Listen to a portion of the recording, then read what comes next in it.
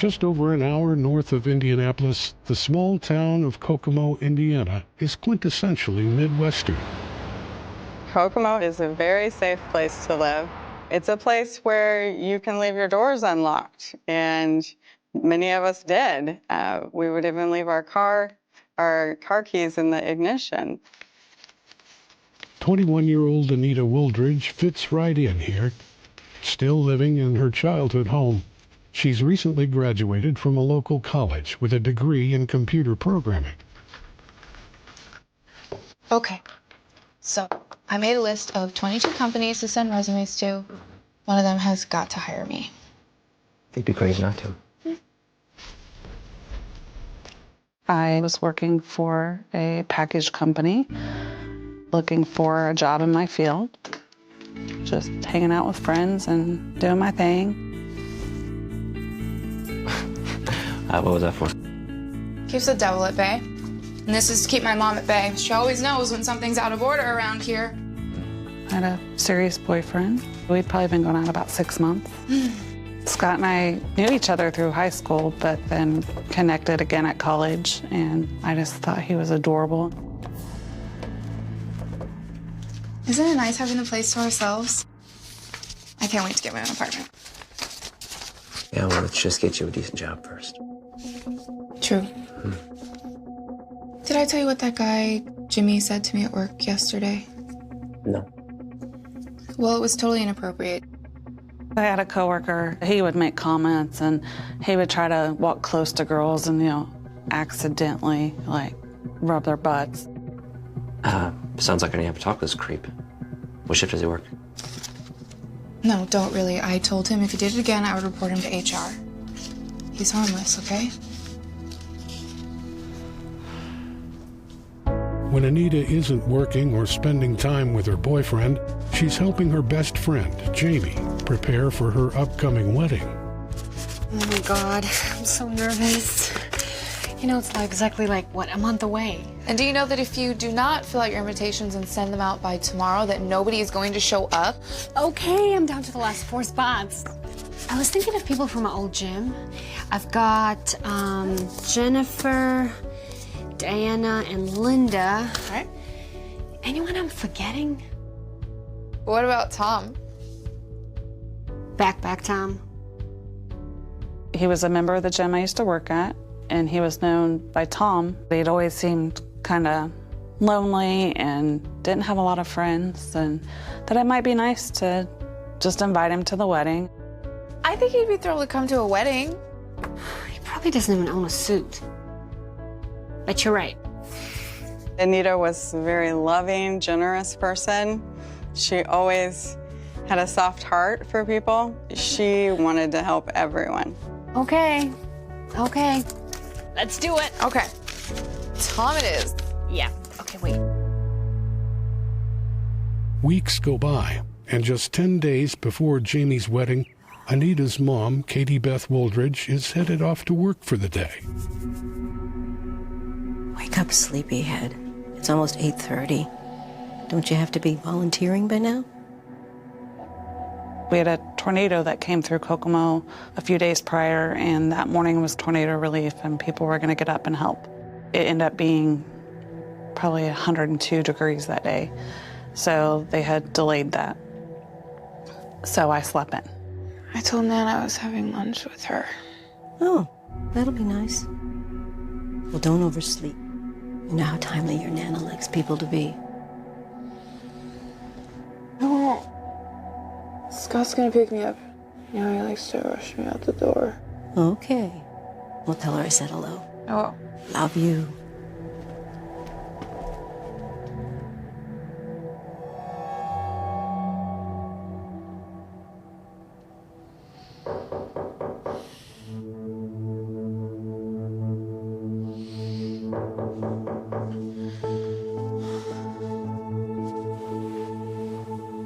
I heard a knock on the door, and I got up.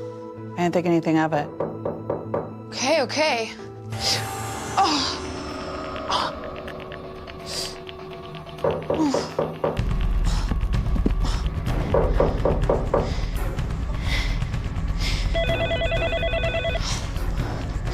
you kidding me? I stepped on a tack and the telephone's ringing. So when I answered the door, Tom, what are you doing here? I recognized the guy. It was Tom, who used to work out at the gym, and I just woke up. You know, why would he be at my house? I don't know. Hi, Anita. I was just biking past your house, and it's really hot outside. Could I get a glass of water? Yeah, sure, come on in. I just need to answer that first.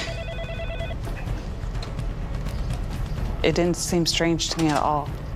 It was just a hot day, and I just wasn't thinking real clearly. I just woke up, I was groggy. Hello? Oh, hi, Jack. No, Dad's not home right now, but I could leave a note, tell him to call you back. Mm-hmm.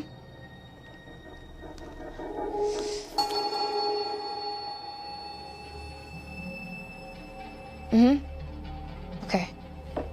Love you too. Bye. Let me just clean this up real quick.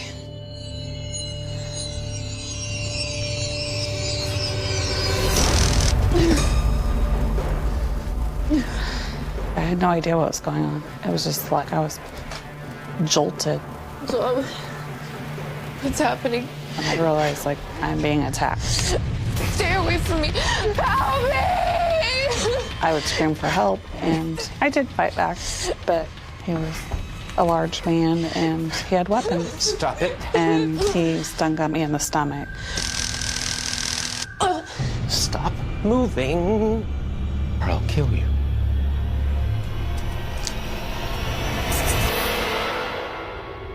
I'm sorry to do this to you, but I need money.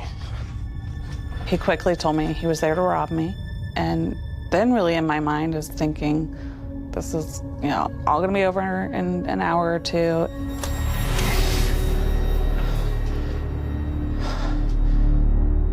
My card is in my purse. You could take my bank card. It's over $1,000 in the account. There's a pin. I'll give you the pin. Stay here. All this money I've saved up for a house is gonna be gone to someone who doesn't want to work for it, but at this point, I'm not so much fearing for my life as just, I want this to be over with.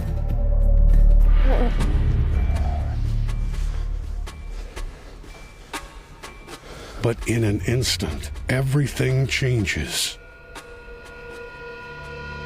You're coming with me. And that's when I knew it wasn't over. I just, really at that point, was just praying. Come on. Come on. Come on.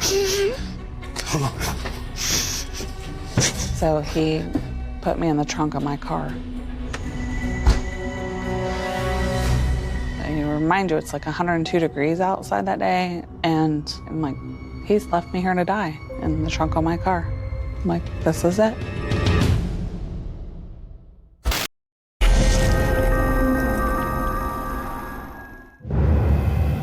After a former gym acquaintance takes Anita Wooldridge hostage in the trunk of her own car, she's horrified to find that the car is now on the move.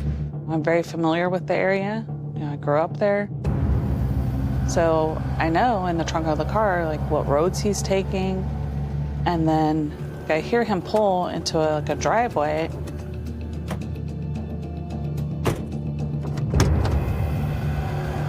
He helped me out of the trunk, and he told me he was gonna drop me off in a field and have time to go use my bank cards. Come on. And, you know, I'm kind of like, this isn't a field, what's going on? Tom, why are you doing this to me? I was always nice to you. That's why I picked you.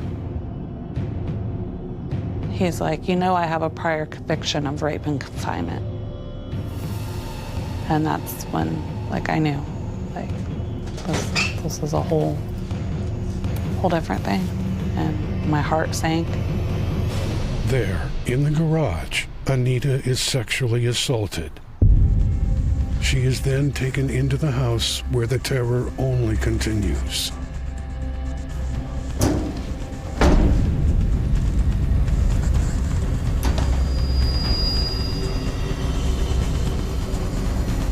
Get inside. Said that. Get inside. Now.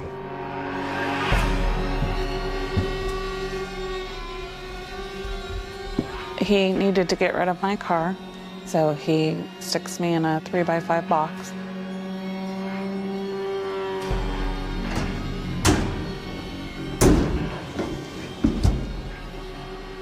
Not make any noise. If you're good, I'll let you out a little bit. Understand? Understand. Yes. It was still so much, like, you know, like, I can't believe what's going on. I was terrified. Back at the Wooldridge home, Anita's boyfriend Scott shows up for their lunch date right on schedule. When Anita's boyfriend showed up at her house to pick her up, Anita, hey, it's me. and she was not there, that was pretty odd. She would have called him and let him know if she were going somewhere. But Anita's car is also missing. So Scott wonders if maybe she went out to run a quick errand. He decides to wait for her in his car.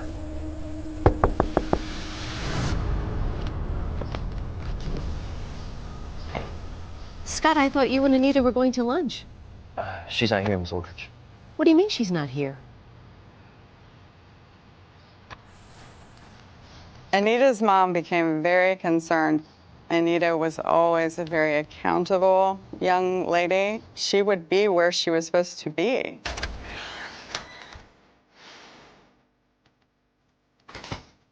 Anita? Anita? Where are you?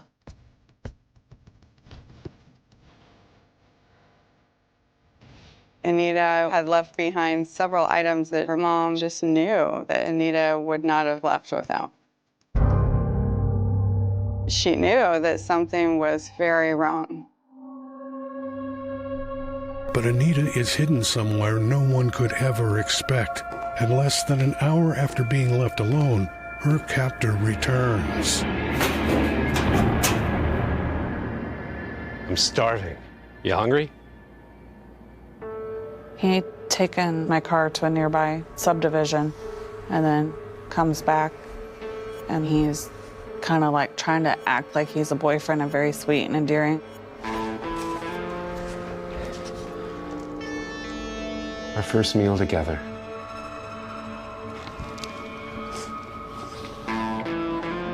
You know people are gonna start looking for me, right?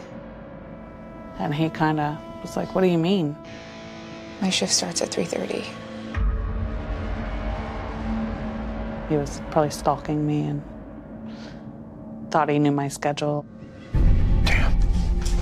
And then he was all frantic. We better get going. Where are we going? Taking a little trip. He goes, I didn't want to leave until like late, so it was dark and we were driving through the night and nobody could see us, but now we gotta go. At that point, I was just kind of praying like somebody already was looking for me and we would be found before we ever left Kokomo. In fact, Anita's family has reached out to everyone they know looking for her. But without any luck, they turned to the Howard County Sheriff's Office for help. And you didn't notice any signs of her when you got here? No, her car was already gone. Hey.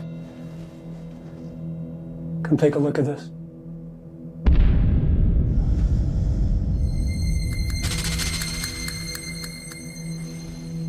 It's blood. There was a single blood droplet in the kitchen. It is certainly consistent with something unusual. Something uncharacteristic has happened here. You know anyone who might want to harm her? Anita doesn't have enemies. She did mention a guy at work who was harassing her. Jim something. Jim. I found a neighbor across the street who remembers seeing a man walking towards the house a little bit after 10 a.m. He described this person as a white male and rather generic description, but he also specifically commented that the person had a backpack. All right, let's get an APB out on Anita and her car. Sir. As investigators set out on their search, Tom and Anita head out of town in Tom's pickup truck, destination unknown. I knew which way we were headed, and I knew we had gone through Milwaukee because of the big clock, but he didn't tell me where we were going. I was thinking, please speed and get pulled over. Anything. Just to get out of the situation.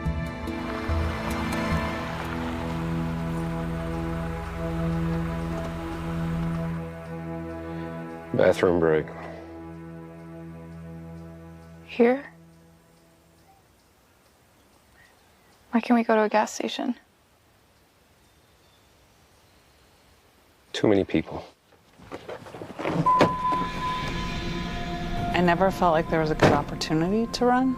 He had knives, and I assumed he still had the gun. And these were like remote country roads. He would never stop where there's a house or cars passing by.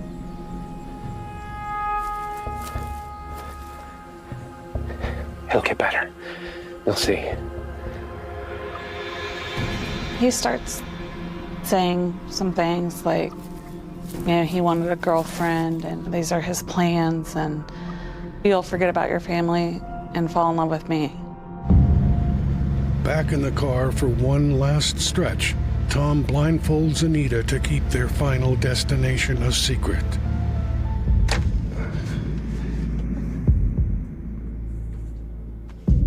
In the wee hours of the following morning, they finally arrive.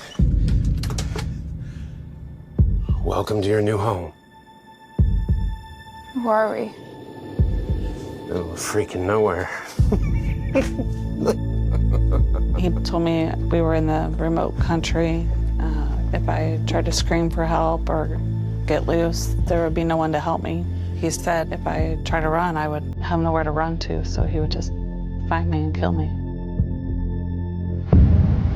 There, inside the house, Anita is met by what is now becoming a familiar sight.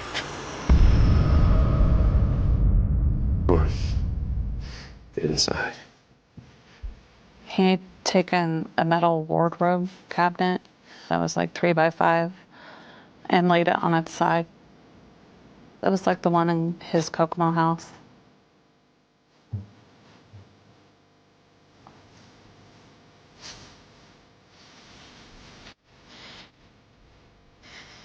No noise, or I'll kill you. It's hard because you don't know what's going on, and you know, so far I have him calm, but he's just reminding me every hour that, you know, I can kill you.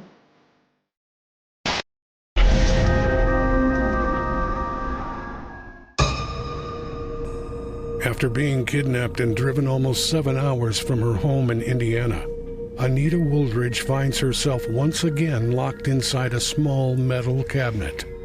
The first night, I couldn't breathe in there. There's no airflow. I just was praying, and you just think about a lot of things.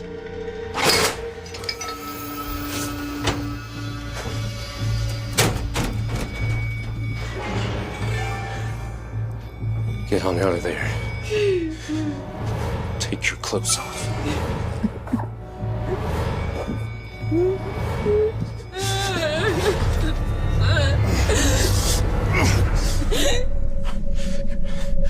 I said, take your clothes off. He, of course, wanted to have sex again, and if she wanted to live, she had to play along. What kept me going was thinking about my boyfriend, Scott, my family, my best friend's wedding, I guess just everything. All the things you want to do when you're 21, like everything you want to live for. Just keep praying, keep holding out hope. Back in Kokomo, Indiana, investigators are doing all they can to identify the mystery man spotted by Anita's neighbor the day of her disappearance. Initially, they had to question everyone. They focused in on Anita's boyfriend.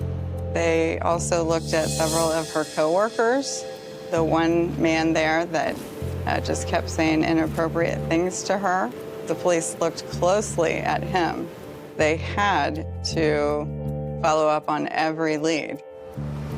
But so far, their efforts have yielded little in the way of results. In a very swift timeline, the usual suspects were eliminated. This nightmare is not getting better. It's getting worse by the moment. That if she were not already dead, she would be, in all likelihood, and that the clock was proverbially ticking. Desperate for leads, detectives decide to dig even deeper into Anita's past, paying a visit to the gym where she worked more than a year ago. So did Anita have any trouble with anyone? Like a co-worker or maybe another member? An employee of a fitness center who worked with Anita had characterized this guy that my youngest son would refer to as a creeper. He didn't have any issues with Anita, but we did have issues with him. Victor Thomas Steele. He went by Tom. Anita was always very friendly with him. Okay. The owners of the gym had found that he had a prior conviction for rape in 1984 and that he had harassed several women, making them feel uncomfortable enough to where he was told that he could not come back. And anything else you can remember? He always wore this backpack. I think it's because he'd ride his bike here. With the details of the gray backpack and the prior conviction, they needed to definitely learn the whereabouts of Mr. Steele.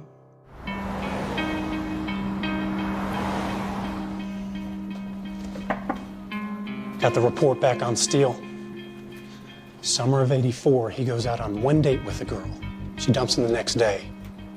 Now, a couple months later, he goes back to her apartment, ties her up, and rapes her. And there's one more detail in Steele's file that's of particular interest to detectives. His mom lives 10 minutes from the Wooldridges. You have an address?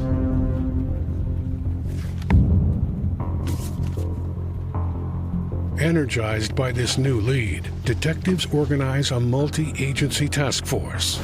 But without evidence Steele is indeed their man, the best they can do for now is set up surveillance outside his mother's home, with the assistance of Kokomo Police Captain Michael Holzapfel. All right, let's give this a shot.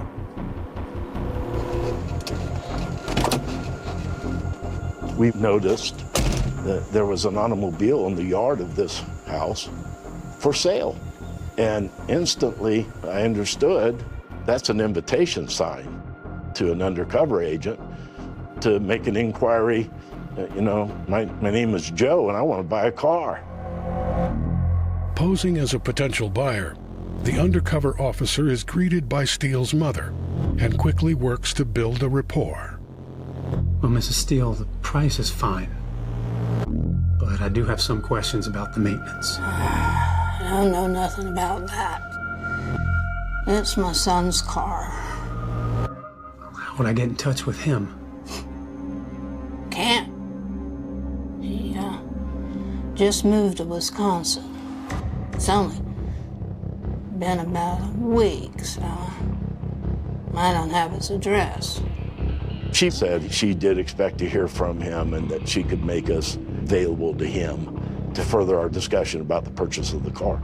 Time is of the essence. But an FBI profiler suggested if he became at all sensitive that anybody was on his trail, it would precipitate her death, if in fact she's still alive. 7 hours away in La Crosse, Wisconsin. Yes. Time is moving painfully slow for Steele's hostage, Anita Wooldridge.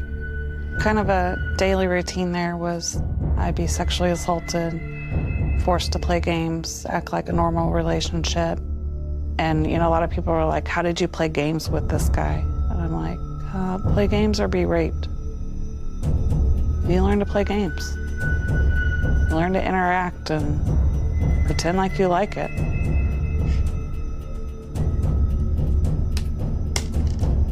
I win. I win. You'll never beat me. I'll always win. I would try to think before I talked, which isn't always one of my strong suits. But this is probably like the only time I said something stupid. Always. What about the time they arrested you for rape? You call that winning?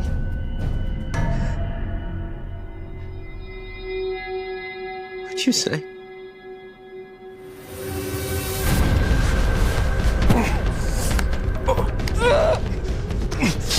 Don't move. I'm sorry.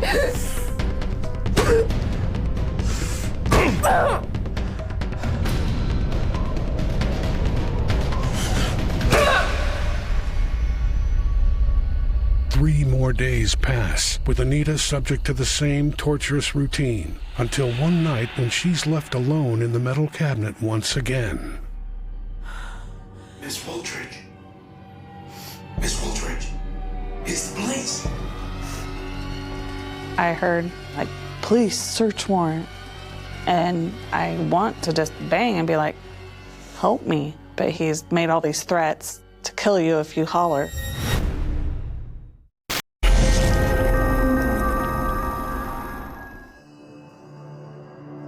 Miss Wooldridge. Trapped inside a metal cabinet, Anita Wooldridge is surprised to hear someone calling for her. But should she answer? Miss Wooldridge. It's the police. I keep hearing things that sound so legitimately like police. And I hear the door handles, and you're just like, please, please, God, please.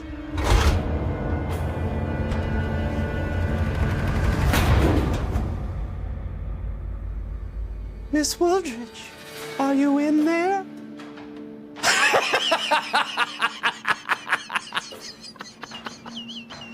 He would make fake noises. It was just mind games all the time.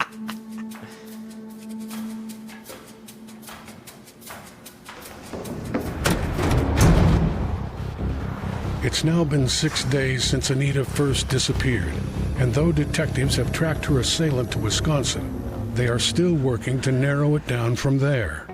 Okay, so we know he has the one car that's for sale, and it looks like Steele also has a red Ford pickup truck. Registration still lists his mother's address. Credit card statements do too. Looks like he hasn't used the card since before Anita vanished. Last charge was 2 days before, but was in Wisconsin. Gas purchase across Wisconsin. Think that's where he's living? So we went to La Crosse with the avowed intent, if nothing else, we'll take to the streets and we'll look for an Indiana license plate. And so that was the pin in the haystack. While the Wisconsin search is now underway, officers know this is no time to get tunnel vision. So police also return to the Indiana home of Steele's mother with a new plan. This case was a race against the clock because they knew that the chances of bringing Anita home alive dwindled with every day that passed. Copy that. We decided to use a tactic that's fairly common in the drug enforcement trade, and that is using more money. And so we packed my counterpart back home with $100 bills. And That initiated greater interest. What was the price again? How much you got? We understood that if our effort to identify and locate him in some obtrusive ways would be witnessed or seen or would return back to him, the stakes were life and death. And so the agents very adeptly played on that. I think this would be a lot easier if I could just haggle with him directly. I don't have his number. But maybe you could write him? You have his address? I wrote it down here somewhere. Oh.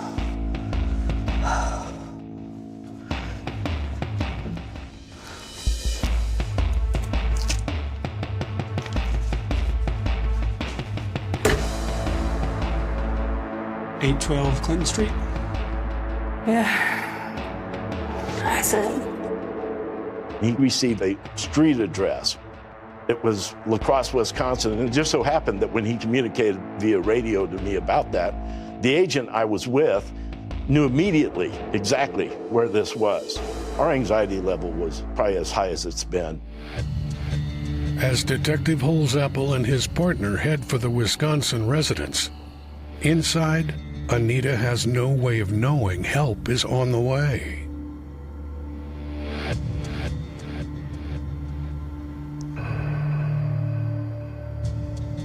Can I use the bathroom? Yeah. It'd be quick.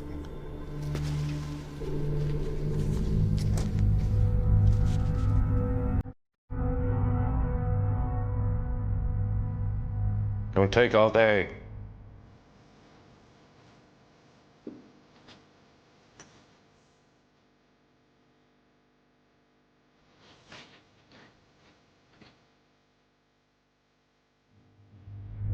On my way to where the bathroom was, I saw the house and a lady doing her flowers.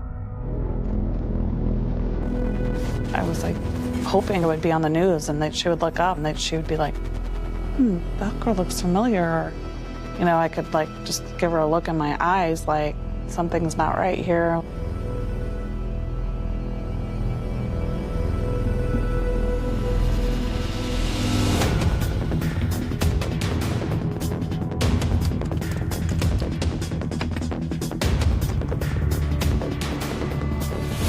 Where the hell do you think you're going?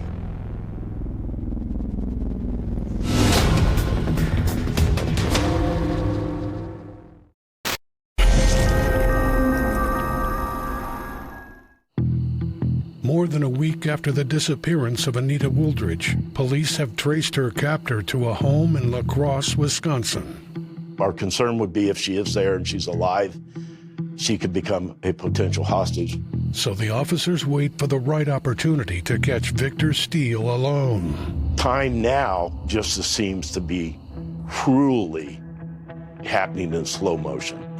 Every tick of the clock, watching this house, it's like watching something and expecting it to explode suddenly. That's his truck, tags match. Flowers on every window. Place like a fortress. You think she's in there? As I talked with the agent that was with me, doggone it, Victor Steele steps outside. And it was triumphant in one sense.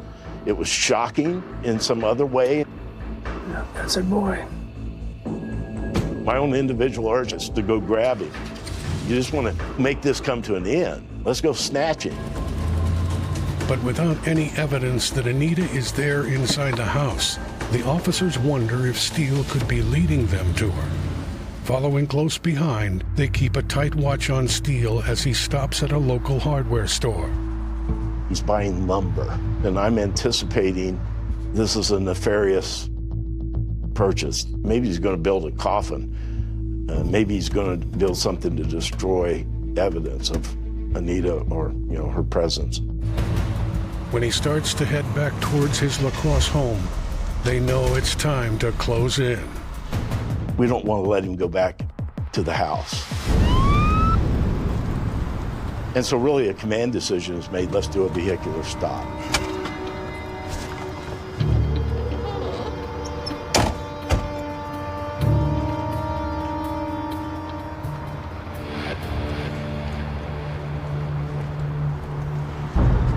How you doing, sir? Where's the uniform, officer? Noticed you had a tail light out. Thought I should let you know. Huh. Can I see your license, please? Sure thing.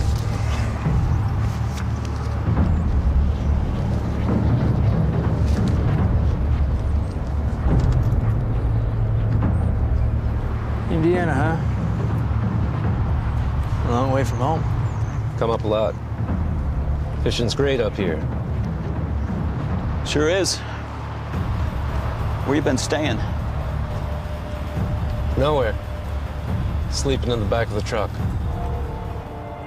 We knew, of course, that that was not true, that he had established, this house, this residence there, and we'd witnessed ourselves him leaving that home. We were just listening to the radio about a woman who's missing from Indiana. Anita Wooldridge. Any chance you might know her? No. No, I don't think so.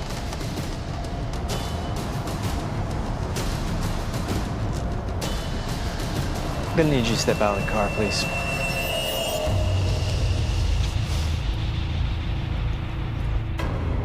But police have yet to find Anita. Carefully entering Victor Steele's residence, Anita Wooldridge? they are shocked to find the metal cabinet where he's been holding Anita hostage for more than a week. Miss Wooldridge? As soon as we entered, we began screaming. Kokomo police officers, Howard County Sheriff's Department, Anita, if you're here, please talk to us. Anita, please yell for us.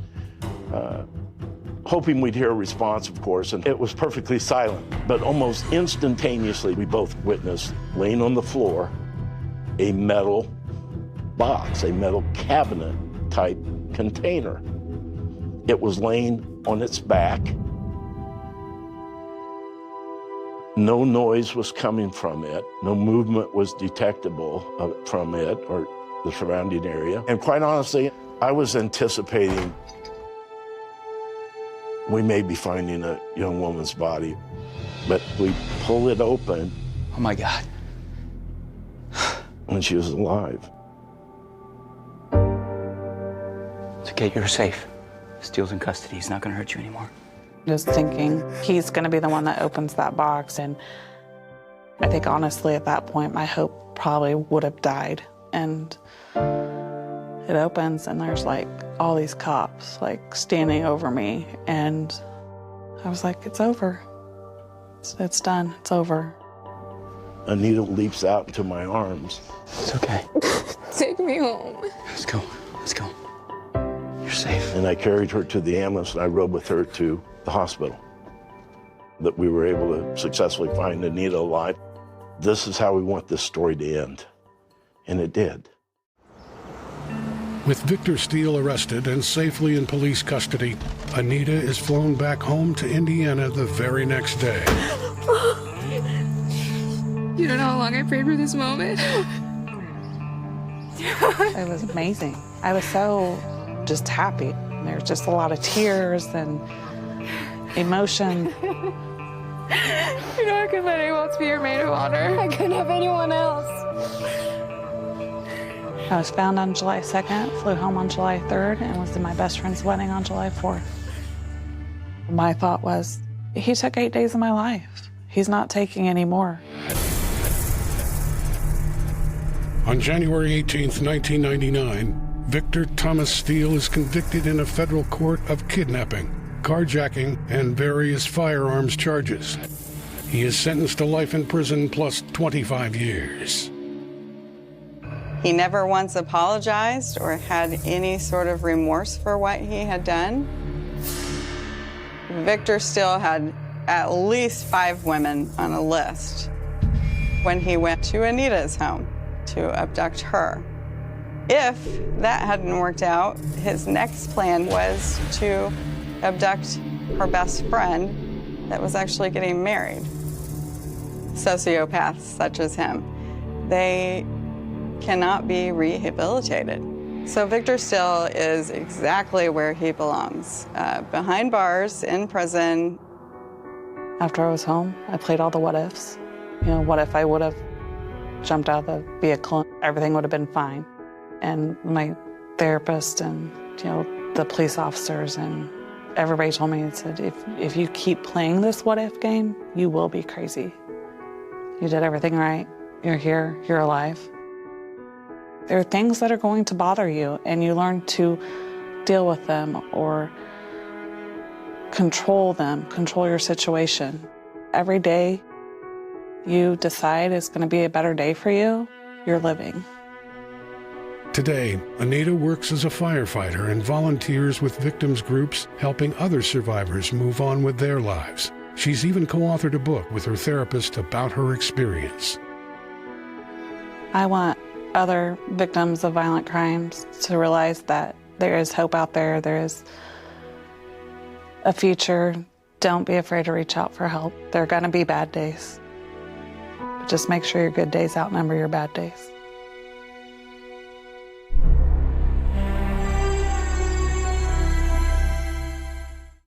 Thank you for watching Investigation Discovery on Demand. Nearly 30 years can erase a face from a newspaper. It can erase a street from a memory.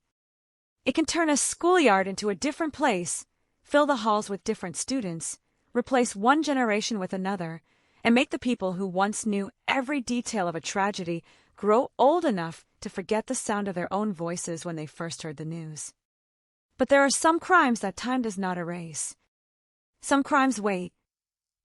On the morning of December 14th, 1991, 16-year-old Sarah Yarborough left home expecting nothing more dangerous than an ordinary Saturday at school. She was an honor student. She loved dancing. She was part of the school's drill team.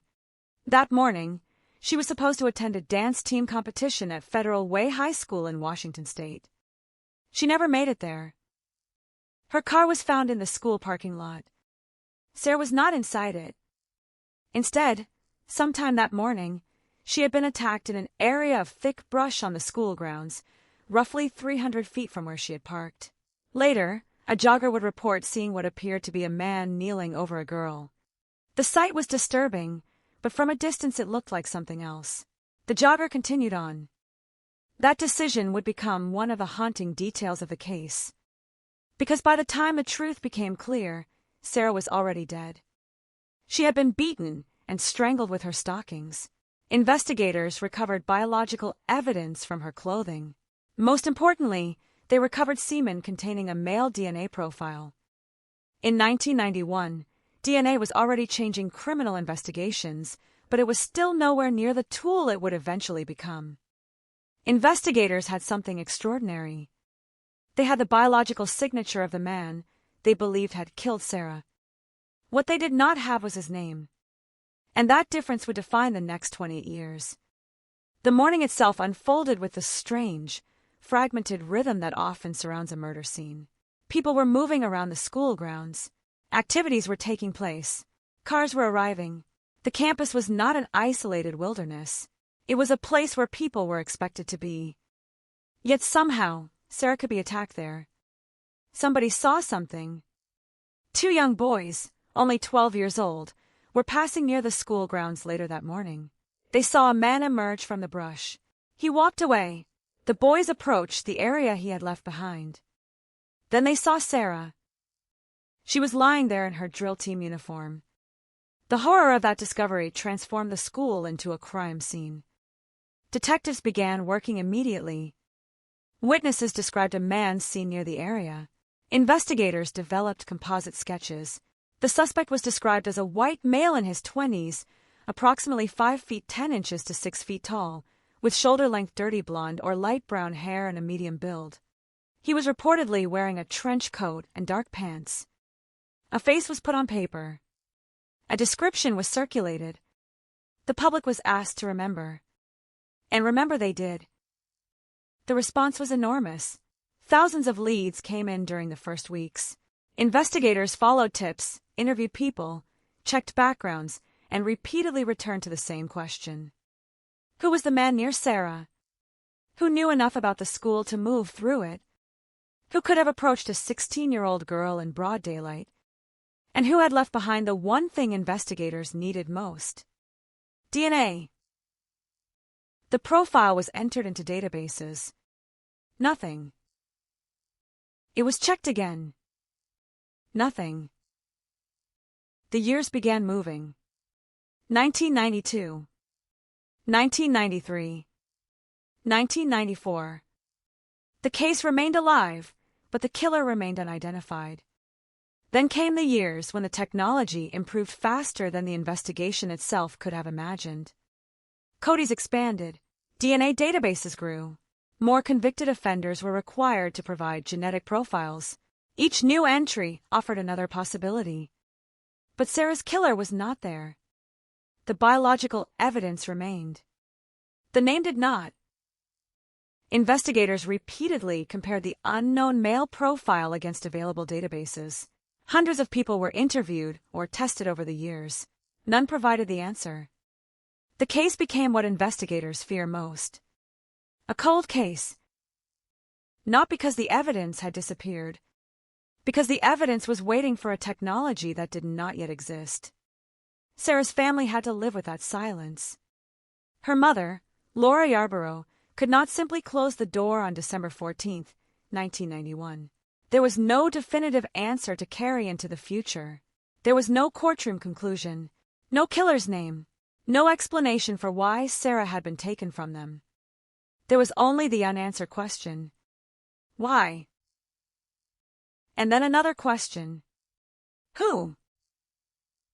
The community tried to move forward. Federal Way High School continued to operate. Students graduated. New students arrived. Teachers retired. Buildings changed. People who had been children when Sarah died became parents themselves. But Sarah's name remained. A memorial kept her memory attached to the school.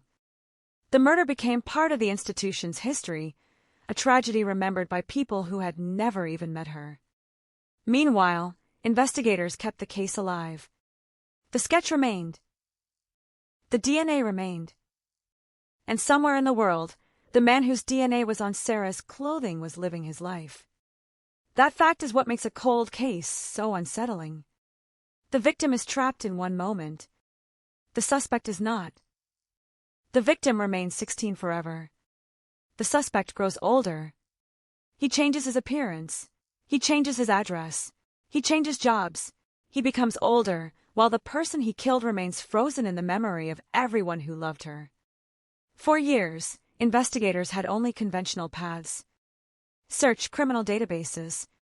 Interview witnesses. Compare fingerprints. Follow tips. Run DNA. But the DNA database produced nothing. Then came a new idea. If the killer's DNA could not identify him directly, perhaps it could identify his family.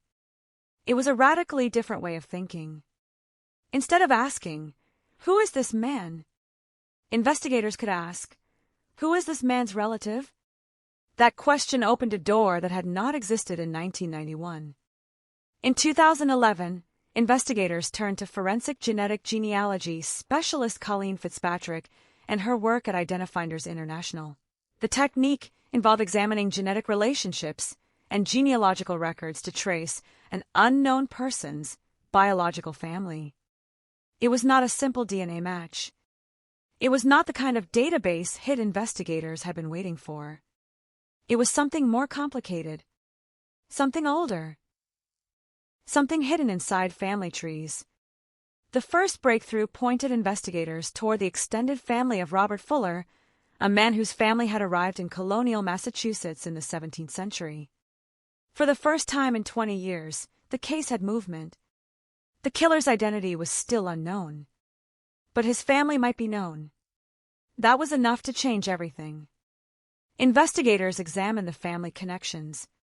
The trail moved through generations. Names appeared. Names disappeared. Some people were eliminated. Others became interesting. And then came an extraordinary complication. There was a man named William Fuller who had connections to Sarah's family.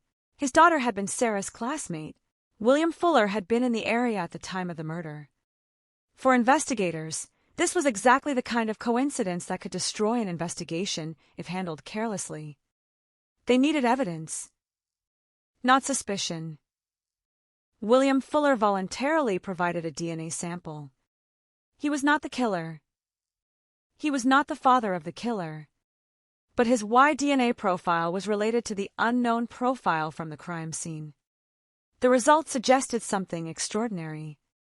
The suspect was somewhere within that paternal family line. The killer's name still remained hidden. But now investigators had a biological roadmap. And the roadmap stretched back centuries. The case had begun with a 16-year-old girl walking into her high school.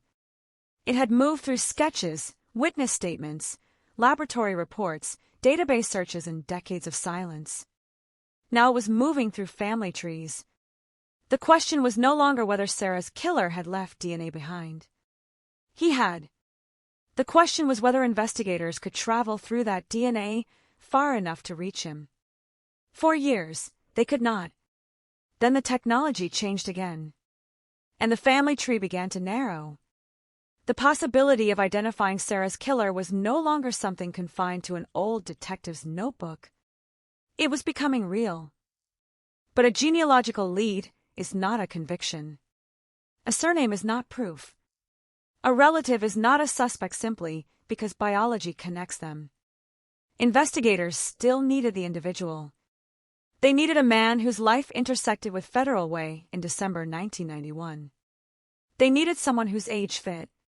Someone whose movements made sense.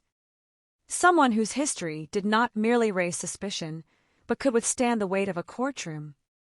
And eventually, the search led investigators toward two brothers. Edward Nicholas. Patrick Nicholas.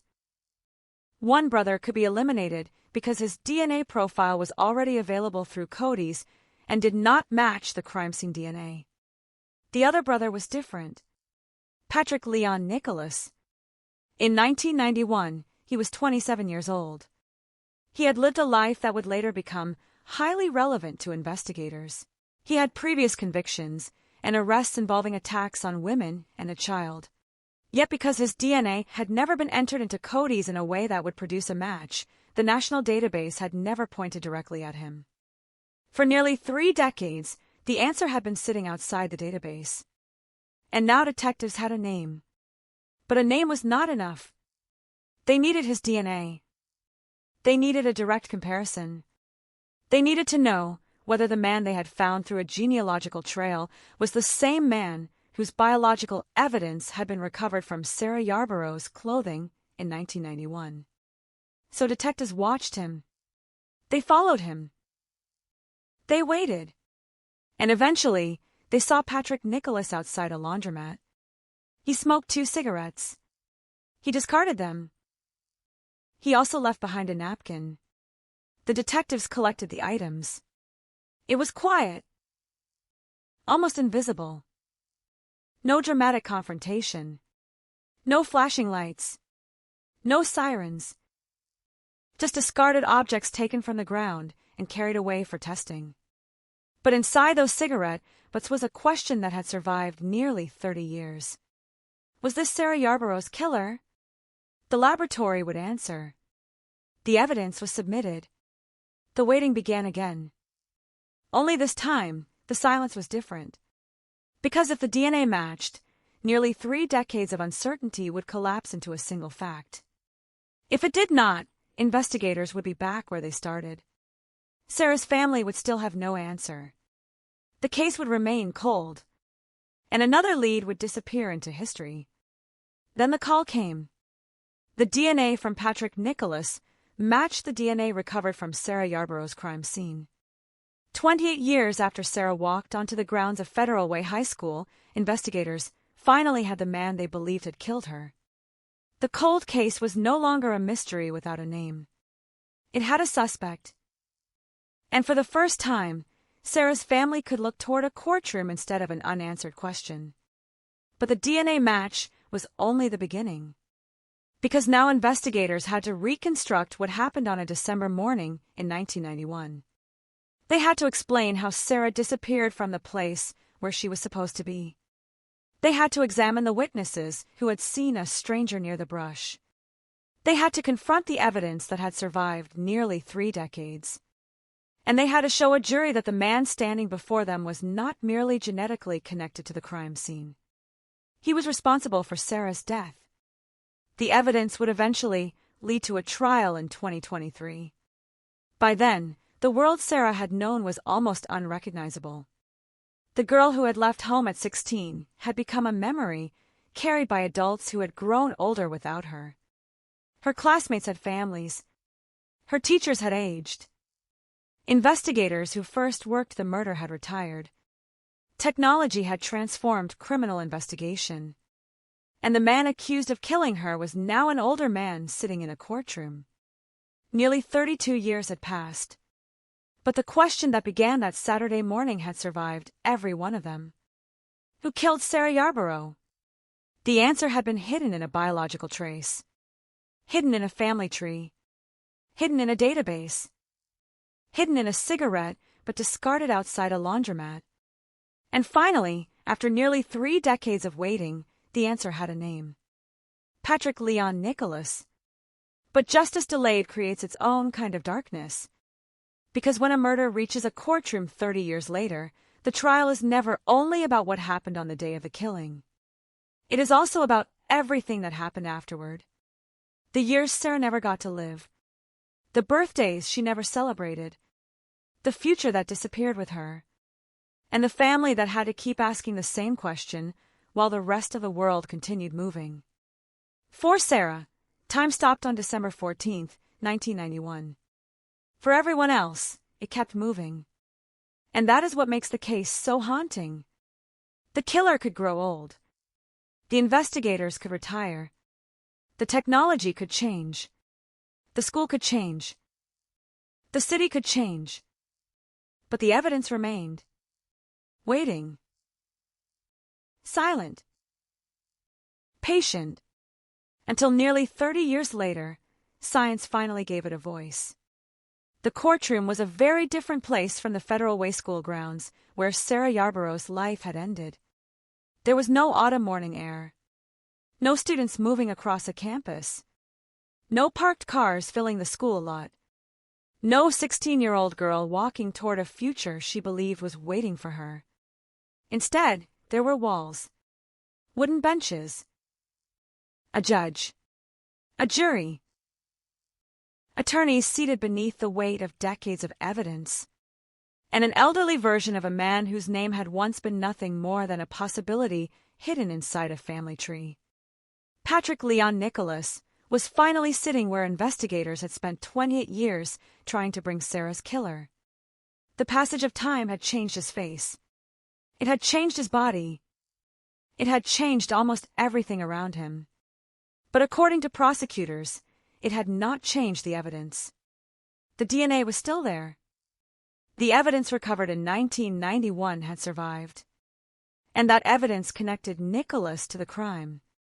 For Sarah's family, seeing the accused killer in court carried a strange mixture of emotions. Relief. Anger. Grief. Disbelief. Because a courtroom can provide an answer, but it cannot reverse time. It cannot return a daughter. It cannot reopen a bedroom door and place a 16-year-old girl back inside. It cannot give a family the decades they lost. It can only establish responsibility for what happened. And now, after nearly 3 decades, the prosecution had to tell the jury exactly what it believed had happened on that December morning. The story began with Sarah, not with the suspect, not with the DNA, not with the eventual arrest. With Sarah, 16 years old, a student at Federal Way High School, a girl whose life extended far beyond the crime that would eventually define her in newspapers and court documents. She had friends. She had ambitions. She danced. She was part of the drill team. She was preparing for an ordinary school event. There was nothing about that morning that suggested she was walking toward the final hours of her life. That was what made the case so devastating. There was no warning. No dramatic confrontation that anyone could remember. No obvious reason why Sarah should have been targeted. One moment she was simply a teenager going about her routine. Then she disappeared. The first sign that something was wrong came when she did not arrive where she was expected to be. Her car was there. Sarah was not. That distinction became one of the earliest mysteries of the investigation. If she had driven to school, where had she gone? Why had she left her vehicle? Who had approached her? And why had nobody stopped the attack? The school grounds became the center of the search. Investigators moved through the area. They examined the parking lot. They searched the brush. They looked for footprints. They collected clothing and biological evidence. They interviewed witnesses. And slowly, the horrifying truth emerged. Sarah had not simply wandered away. She had been murdered. The discovery sent shockwaves through the community. A teenager had been killed on school property. Not in some distant forest. Not in a remote location where no one would hear. Near a place filled with people. Near a school. Near students. Near witnesses. The question became impossible to ignore.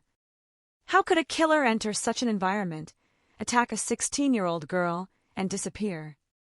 One witness would become particularly important. A jogger had reported seeing a man near the brush. At the time, the site did not immediately register as a murder in progress. From a distance, the scene could have looked like someone helping another person. The jogger continued.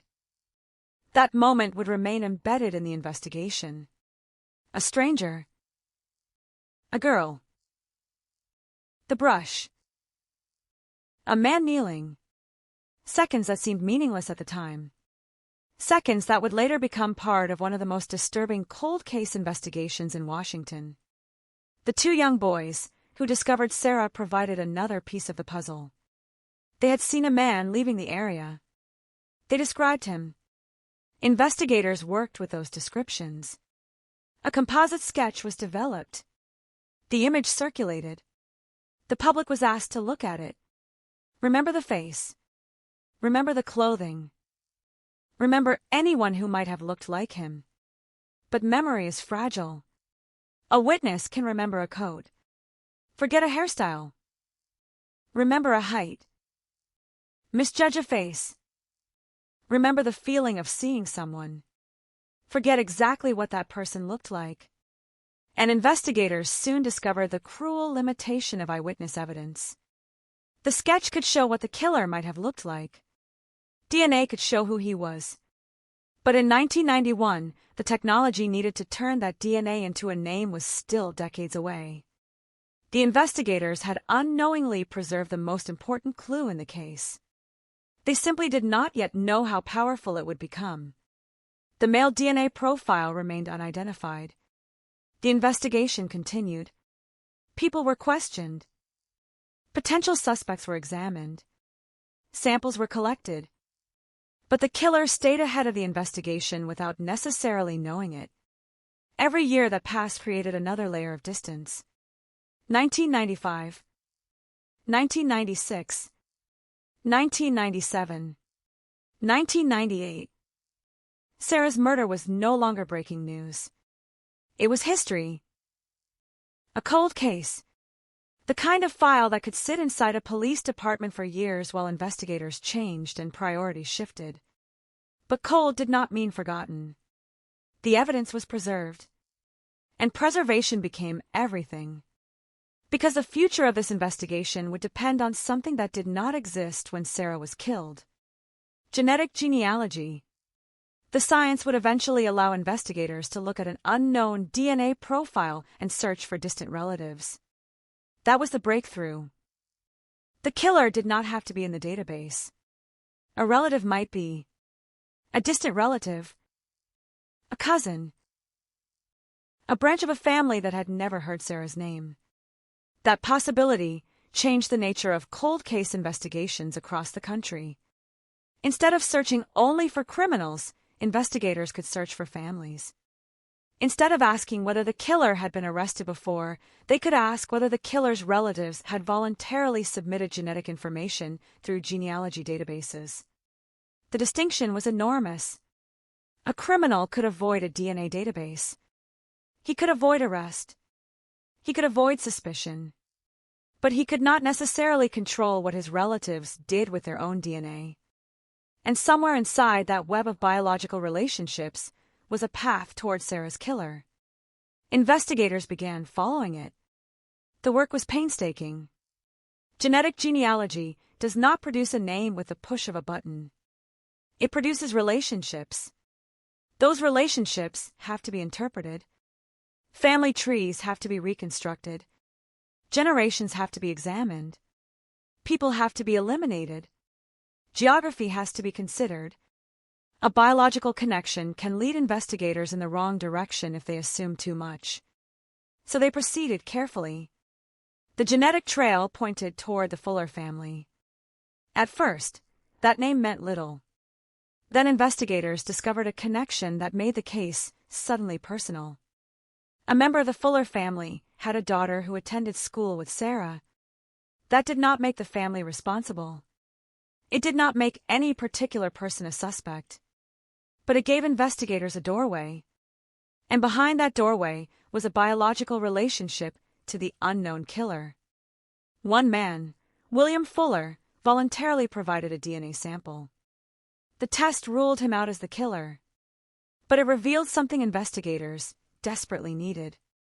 His paternal line was connected to the unknown male profile. That meant the killer was likely somewhere in that family. The investigation narrowed. And with each step, the decades seemed to collapse. The detectives were no longer searching through an entire population. They were searching through a family, generation by generation, brother by brother, son by son. The unknown man was becoming less unknown. Then investigators reached the Nicholas family. Two brothers stood out. Edward. Patrick. One could be excluded. The other could not. Patrick Leon Nicholas had been born in 1964. He was 27 at the time of Sarah's murder. His age fit. His biological connection fit. His presence in the region mattered. And investigators now had to answer the question that had haunted them for decades. Was Patrick Nicholas the man from the brush? Was he the man described by witnesses? Was he the man whose DNA had remained unidentified since 1991? There was only one way to know. They needed his DNA. But approaching a suspect directly could compromise the investigation. Nicholas did not need to know that detectives were interested in him. He did not need to know that scientists had followed his family tree backward through generations. He did not need to know that a crime committed nearly 30 years earlier had suddenly become active again. So investigators watched and waited. Eventually, they observed him outside a laundromat. He smoked. The cigarettes were discarded. A napkin was left behind. Ordinary objects. Disposable objects. Objects that would normally mean nothing. But detectives understood that DNA can turn the ordinary into evidence. They recovered the items. Then the laboratory testing began.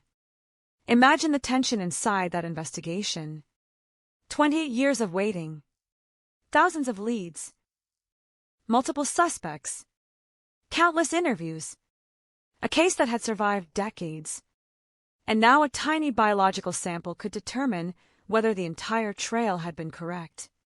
If the DNA did not match, the family tree meant nothing. If it did match, investigators would have the answer. The laboratory result came back. It was a match. The man investigators had reached through genetic genealogy was the same man whose DNA had been recovered from evidence connected to Sarah's murder. The investigation had crossed the final bridge. Sarah's killer had been identified. Patrick Nicholas was arrested. The announcement brought the case back into the public eye. For a generation, Sarah's murder had been a mystery. Now it had become a prosecution. But even after the arrest, questions remained. Why Sarah? Why that morning? Why that location? What exactly happened between the moment Sarah arrived at school and the moment she was found? And perhaps the most painful question of all, how had her killer managed to live for nearly 3 decades without being identified? Those questions would follow the case into court. The prosecution did not have to prove that DNA existed. The DNA was already there. They had to prove what it meant. They had to connect the biological evidence to the circumstances of the murder. They had to explain why the evidence pointed to Nicholas and not simply to an innocent contact. They had to take a case that had existed for decades as fragments and assemble it into a narrative a jury could understand. And the defense had its own task. Challenge the evidence. Challenge the investigation. Challenge the assumptions. Raise doubt. Because 30 years is a long time. Witnesses disappear. Memories fade. People die. Records become harder to find. Evidence can deteriorate. And the longer a case survives, the more difficult it becomes to reconstruct the exact sequence of events. But one thing had survived remarkably well. The biological evidence. It had waited through every decade. It had waited while detectives retired. It had waited while Sarah's classmates grew older. It had waited while technology transformed forensic science. And eventually it spoke. The trial brought the past into the present. A murder from 1991 was being discussed in a courtroom decades later. Names were read aloud. Evidence was examined. Witnesses were called. Sarah's photograph carried the weight of everything that had been lost. The girl in the photograph was 16. The man accused of killing her was now an adult who had lived nearly his entire life since the crime. That contrast was impossible to escape. Sarah never got older. Nicholas did. And every year between those 2 points became part of the emotional weight surrounding the trial. For the prosecution, the story was simple at its center. Sarah was alive. Then she was dead. A man left biological evidence behind. For nearly 3 decades, that evidence had no name. Then forensic genealogy found the family. Investigators found Nicholas, and his DNA matched. But the courtroom was not a place for simple stories. Every detail mattered. Every connection had to be established. Every inference had to survive scrutiny. The jury had to decide whether the evidence was sufficient to establish guilt beyond a reasonable doubt. Outside the courthouse, the case had already been transformed. For Sarah's family, the arrest had reopened wounds that had never truly healed. For investigators, it represented the culmination of years of work. For forensic scientists, it demonstrated how dramatically cold case investigation had changed. And for communities across the country, Sarah Yarborough's case became a warning and a promise. A warning that a murder can remain unsolved for decades. A promise that unsolved does not necessarily mean unsolvable. Because evidence can wait. DNA can wait. Science can wait. And sometimes, the answer is hidden in a place investigators could not reach until technology caught up with the crime. The killer had once believed, knowingly or unknowingly, that time was on his side. Every year without an arrest strengthened the appearance that the case might never be solved. But time had not destroyed the evidence. It had only delayed the moment when the evidence could be understood. And that is the detail that makes Sarah's story so difficult to forget. The killer did not disappear from the evidence. He disappeared from the database. There is a difference. The biological trail remained intact, waiting inside evidence collected from a 16-year-old girl's murder scene, waiting for a future investigator to ask a different question. Not, who is this? But, who is related to this? That question opened the door. The rest of the investigation walked through it. And nearly 30 years after Sarah's final morning, the man investigators believe responsible was finally forced to confront the evidence in public. There was no longer a sketch on a wall. No longer an unidentified DNA profile. No longer a family tree without an ending. There was a defendant. There was a courtroom. There was a jury. And there was Sarah, still 16. Still remembered. Still at the center of a story that had taken almost an entire generation to reach its answer. The courtroom grew quiet as the evidence was presented piece by piece, because after nearly 3 decades, the case was no longer a collection of forgotten reports sitting inside an old file. It was alive again. The photographs were old. The witness statements were old. The laboratory reports dated back to another era. But the questions were immediate. The prosecution was asking 12 people to look backward across 30 years and decide whether the evidence pointed to one man. Patrick Leon Nicholas sat there listening as the story of a 16-year-old girl was reconstructed in front of him. Sarah Yarborough was no longer just a name attached to a cold case. She became a person again, a daughter, a student, a dancer, a teenager with a future that was supposed to continue. And every detail made the distance between her life and her death harder to comprehend. The prosecution returned to the morning of December 14, 1991. Sarah had arrived at Federal Way High School. Her car was found in the parking lot. She was expected to participate in a dance-related event. Then something changed. Somewhere between the ordinary beginning of the morning and the moment she was discovered, Sarah encountered the man who would become the center of a nearly 30-year investigation. The crime scene told investigators that she had fought for her life. Her clothing contained biological evidence. Her body was found in an area of brush away from the normal movement of students. The location mattered because it demonstrated how quickly an ordinary school environment could become isolated once someone stepped away from the main flow of people. The prosecution did not need to invent a mystery. The mystery already existed. It had existed since the day Sarah died. The question was whether modern science could finally answer it. One of the most powerful pieces of evidence was the DNA profile recovered from the crime scene. In the early years, investigators could use the profile to exclude suspects, but exclusion was not identification. They could say, "This person is not the source." They could not say, "This is the killer." That distinction kept the investigation trapped for years. The unknown profile was like a fingerprint belonging to someone whose name had never been recorded. Then forensic genealogy changed the equation. The investigators did not find Patrick Nicholas by simply typing his name into a criminal database. They followed biological relationships. They reconstructed a family connection. They used distant relatives and genealogical records to narrow a vast population into a small group of people who could potentially explain the DNA. That process mattered because it demonstrated how modern forensic investigation had begun to operate in a completely different world. A suspect could avoid a traditional DNA database, but a relative could unknowingly create a path toward him. That was the extraordinary vulnerability of the modern age. Family history had become evidence. A distant cousin could become a clue. A genealogy record could become the first step toward a murder investigation that had been dormant for decades. In Sarah's case, that path eventually led toward the Nicholas family. Investigators considered the possibility that the unknown killer was related to people already identified through genetic research. They examined the family connections carefully. They identified 2 brothers as potential candidates. Edward Nicholas was eliminated. Patrick Nicholas remained. The distinction was crucial. Investigators did not simply choose the remaining brother because he was convenient.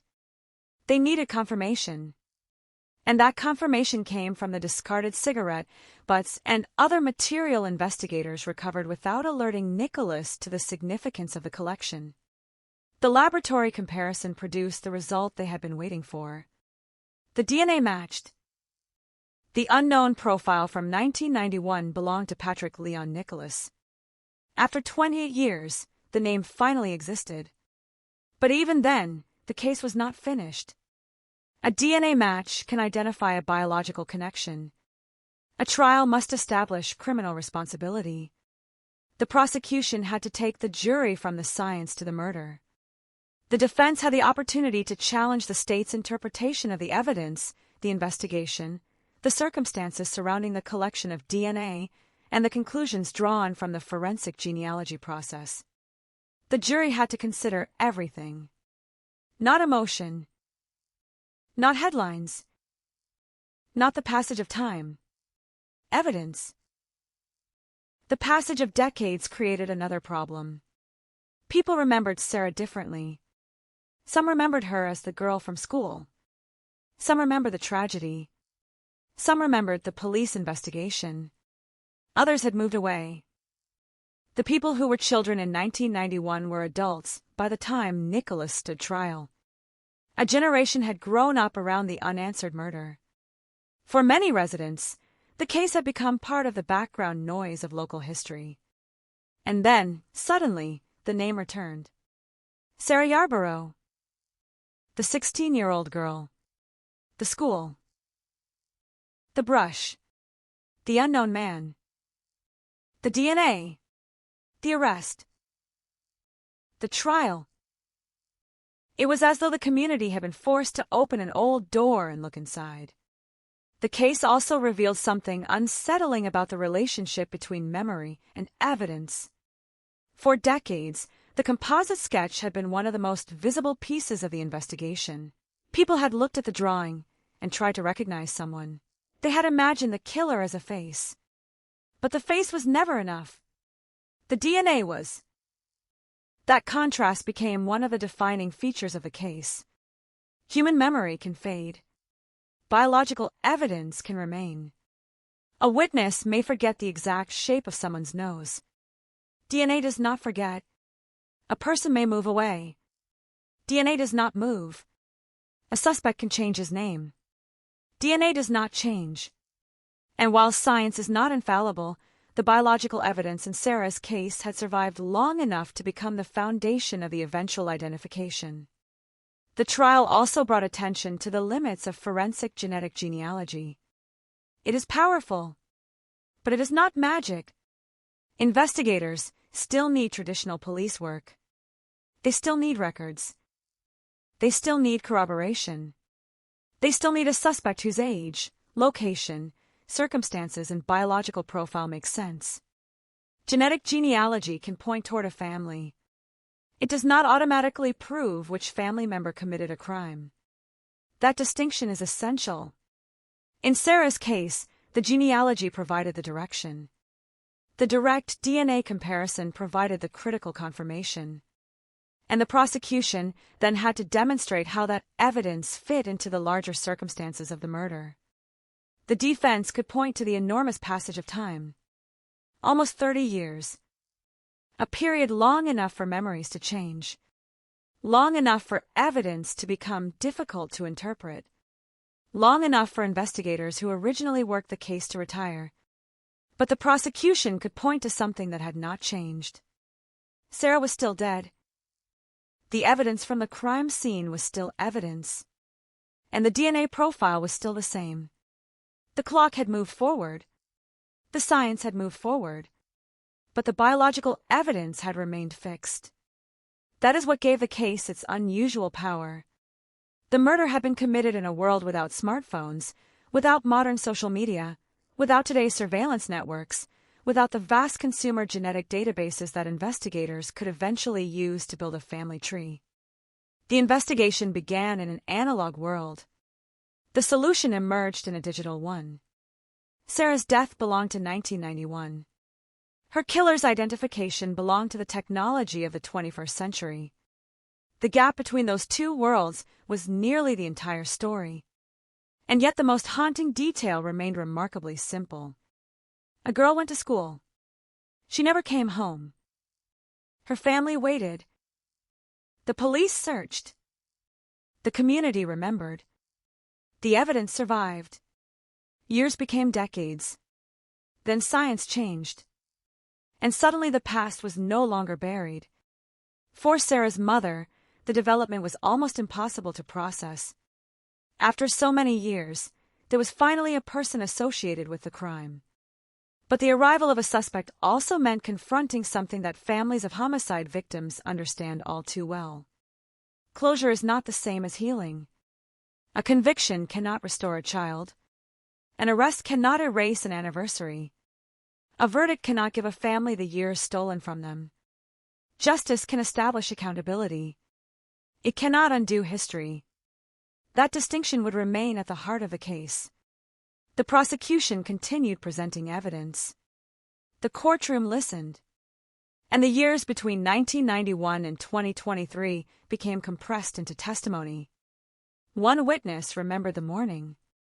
Another piece of evidence connected to the crime scene. Laboratory scientists explained the DNA. Investigators described the genealogical search. The cigarette but became more than an ordinary object. It became the bridge between an unknown biological profile and a living suspect. And Sarah's name remained at the center. For the jury, the task was ultimately about one question. Did the evidence prove that Patrick Nicholas was responsible for Sarah Yarborough's murder? The defense challenged the prosecution's case. The state defended the evidence. And the courtroom became the place where 30 years of uncertainty had to be converted into a legal conclusion. Outside, the public waited. Inside, Sarah's family waited. The investigation that had once seemed endless had finally reached its final stage. But there was something deeply symbolic about the timing. Sarah had been 16. Nicholas had been 27. By the time the case reached trial, both numbers belonged to another world. Sarah had remained 16 forever. Nicholas had lived through every year Sarah never received. He had experienced decades that she was denied. He had watched the world change. He had grown older. And now he was being asked to answer for something that had happened when the world was still very different. The courtroom, therefore, became a collision between two timelines. Sarah's timeline ended in 1991. The investigation's timeline continued. Nicholas's timeline continued. The technology's timeline continued. The family's timeline continued. Only Sarah's did not. That is why cold cases are so emotionally difficult. They are not frozen. They continue to affect living people, while the victim remains permanently trapped at the moment of death. Every anniversary reopens the same wound. Every unanswered question keeps the past alive. Every new detective who opens the file inherits a piece of that burden. And in Sarah's case, generation after generation of investigators eventually inherited the same question. Who killed her? The answer had finally emerged. But now the jury had to decide whether the evidence was enough. As the trial moved toward its conclusion, the decades seemed to converge. The old police reports, the original forensic evidence, the witness accounts, the genetic genealogy, the direct DNA match. Everything pointed toward the same moment. A moment in December 1991 when Sarah's life ended. And a moment nearly 3 decades later when the identity of the man connected to her death was finally exposed. The jury deliberated. For the people who had waited so long, those hours carried an unbearable weight. Because after almost 30 years, there was finally something left to decide. Not who the detectives believed had killed Sarah. Not who the genealogy suggested. Not who the DNA pointed toward. But whether the evidence met the legal standard required for a conviction. The case had survived long enough to reach that moment. The school had changed. The witnesses had aged. The detectives had aged. Technology had transformed. The community had moved forward. But Sarah's family had carried her memory through every year. And now, inside a courtroom, the question that had begun on a school campus in 1991 was approaching its final answer. The verdict would not bring Sarah back. Nothing could. But it could place a legal ending on the investigation. It could transform the words, unsolved murder, into something else. A case solved. A killer convicted. A name attached to the evidence. And perhaps, after nearly 3 decades, a measure of justice for a 16-year-old girl whose life had ended before she ever had the chance to become the person she was meant to be. The room waited. The evidence had been heard. The arguments had been made. The past had been brought into the present. And now the future of the case rested with 12 people who had never known Sarah, but who had been entrusted with deciding what happened to the man accused of taking her life. The courtroom doors remained closed. The family waited. And somewhere inside that silence was the answer to a question that had haunted Federal Way for generations. What would the jury say about the evidence that had survived nearly 30 years? Would the DNA finally be enough? Would the cold case finally receive its ending? Or would the uncertainty continue? For Sarah's family, there was nothing left to investigate. There was only waiting. Again. Just as they had waited in 1991. Just as they had waited through the 1990s. Just as they had waited through the 2000s. Just as they had waited while the DNA profile sat unidentified. Now they waited outside a courtroom. But this time, the waiting was different. Because the man investigators had searched for was no longer a shadow. He had a name. He had a face. He had been arrested. And the evidence that had remained silent for almost 30 years had finally spoken. The only question left was whether 12 strangers would believe what it said. The jury returned.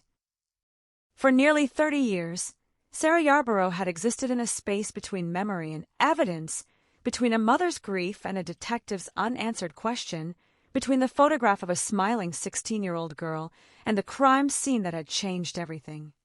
Now, the case had reached the point where those decades would be measured against the standards of a courtroom. The jurors entered. Everyone watched.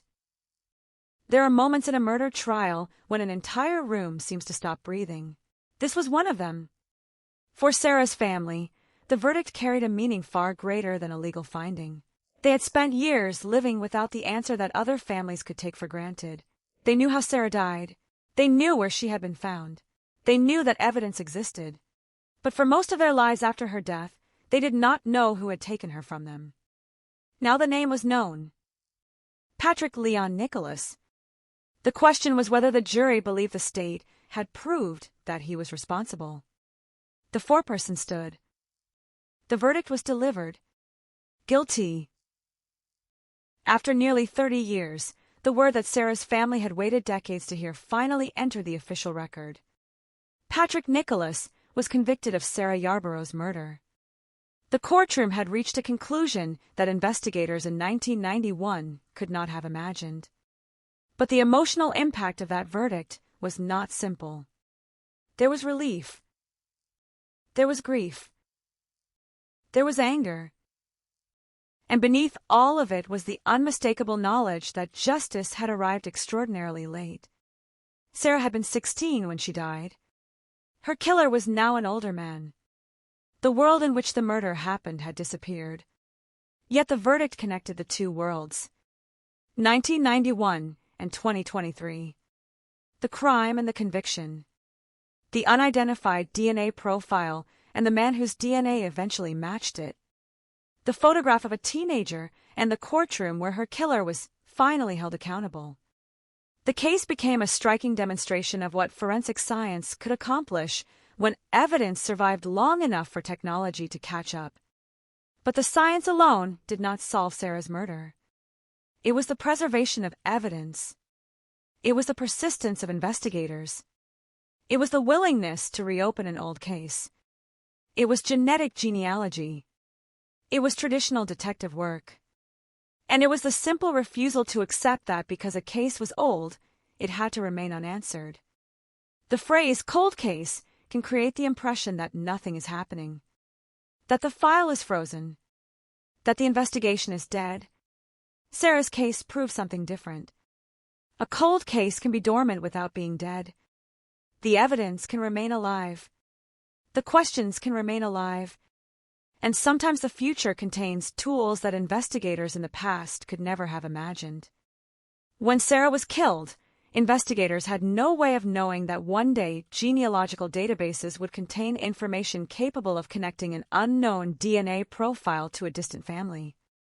They could not have predicted that an investigator would eventually follow those relationships through generations.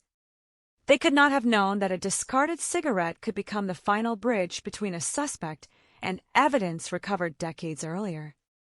But the evidence was preserved. That mattered. Because forensic science is only useful when investigators have something to test. Sarah's case became a lesson in patience. The biological evidence waded through changing technologies. It waded through changing investigators. It waded through years when no database produced a match. It waded through the period when the case became part of the country's growing list of unresolved homicides. And then the technology changed. The investigation changed with it. Forensic genetic genealogy became one of the most important developments in the search for unidentified perpetrators. Instead of asking only whether a suspect had been previously arrested, investigators could examine biological relationships. That shift was profound. A person did not have to volunteer his own DNA. Someone else could provide the clue. A relative could become the thread. A family tree could become the map. And at the end of that map could be the person investigators had been searching for. That is what happened here. The unknown profile became connected to a family. The family became connected to individuals. Individuals were eliminated. One remained. Patrick Nicholas. Then came the direct comparison. The DNA matched. The mystery became a prosecution. And the prosecution became a conviction. But even after the verdict, one question remained almost impossible to answer. Why? Why Sarah? What made her the target? What was going through the killer's mind on that morning? Why did he approach her? Why did he attack her? Why did he leave the evidence that would eventually identify him? Some questions never receive satisfying answers. A courtroom can determine who committed a crime. It cannot always explain the mind behind it. That is one of the most disturbing realities of murder. We want motives because motives make horror understandable. We want a reason. We want a chain of events that makes sense.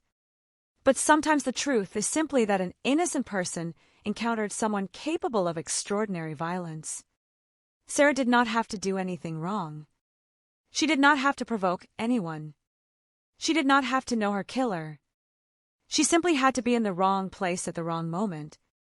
And that randomness is part of what made her murder so terrifying to the community.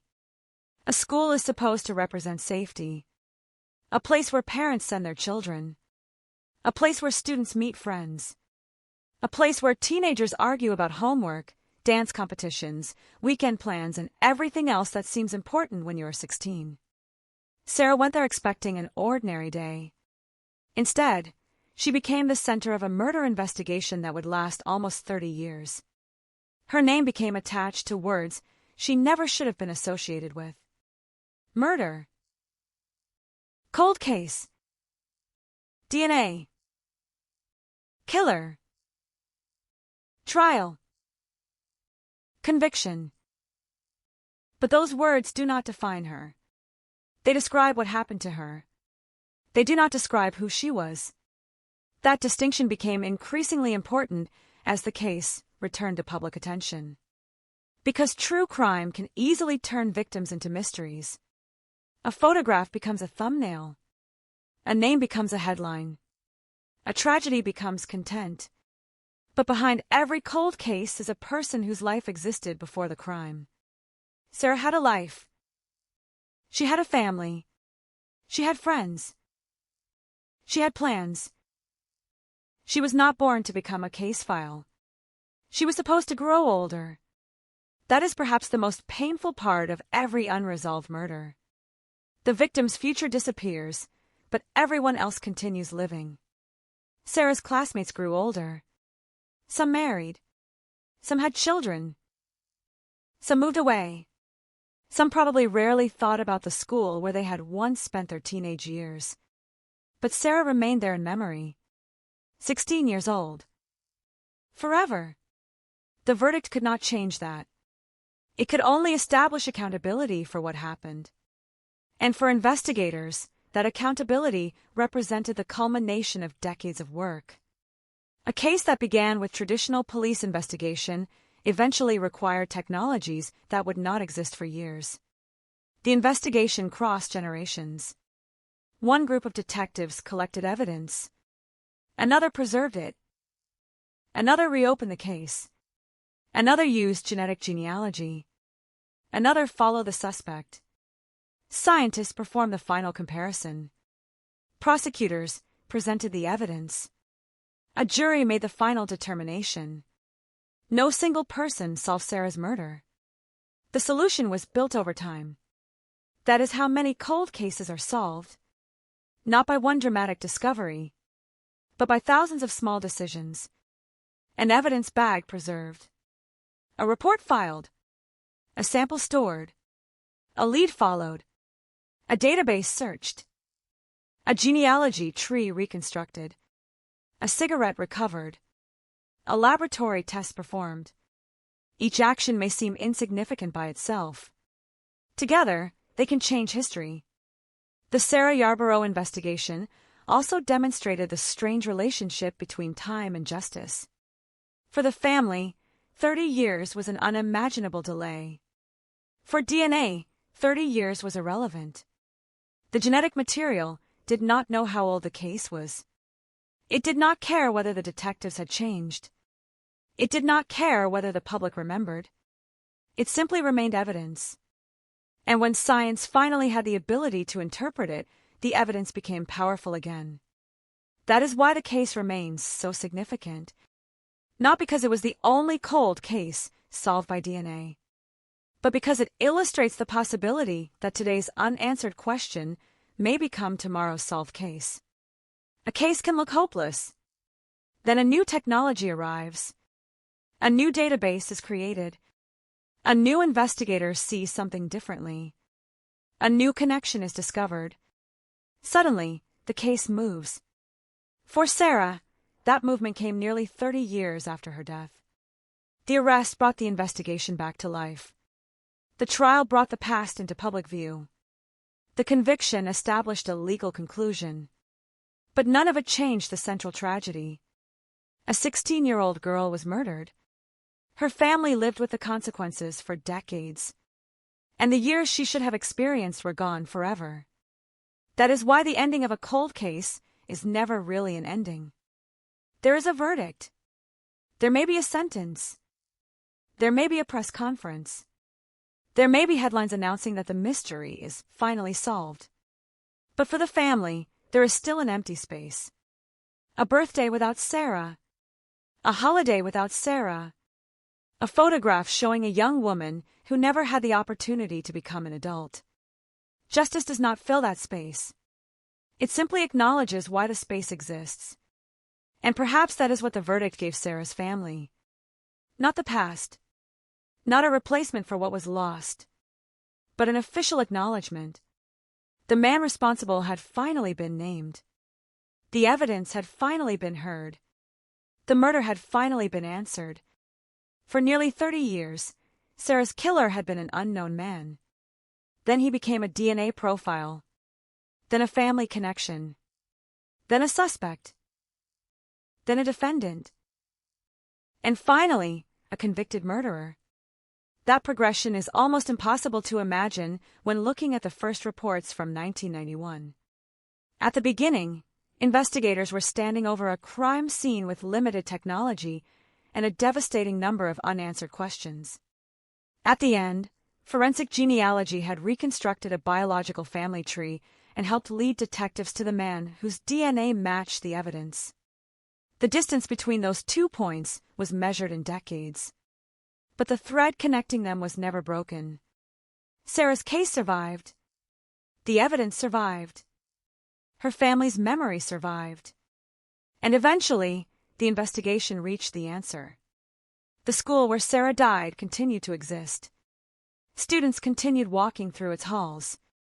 Cars continued entering its parking areas. Young people continued making plans for their futures.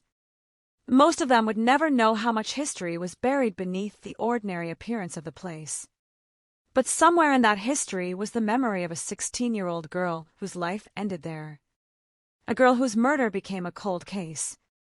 A case that refused to disappear. A case that waited for science. And when science finally arrived, it found the truth hidden inside the smallest of clues. DNA. A microscopic signature. Invisible to the naked eye, but powerful enough to survive nearly 30 years. Powerful enough to cross generations. Powerful enough to connect a crime scene to a family tree. Powerful enough to put a name on a mystery. And powerful enough to bring that name into a courtroom. The final image is not of the killer. It is of Sarah, 16 years old. Still smiling in photographs. Still remembered by people who knew her.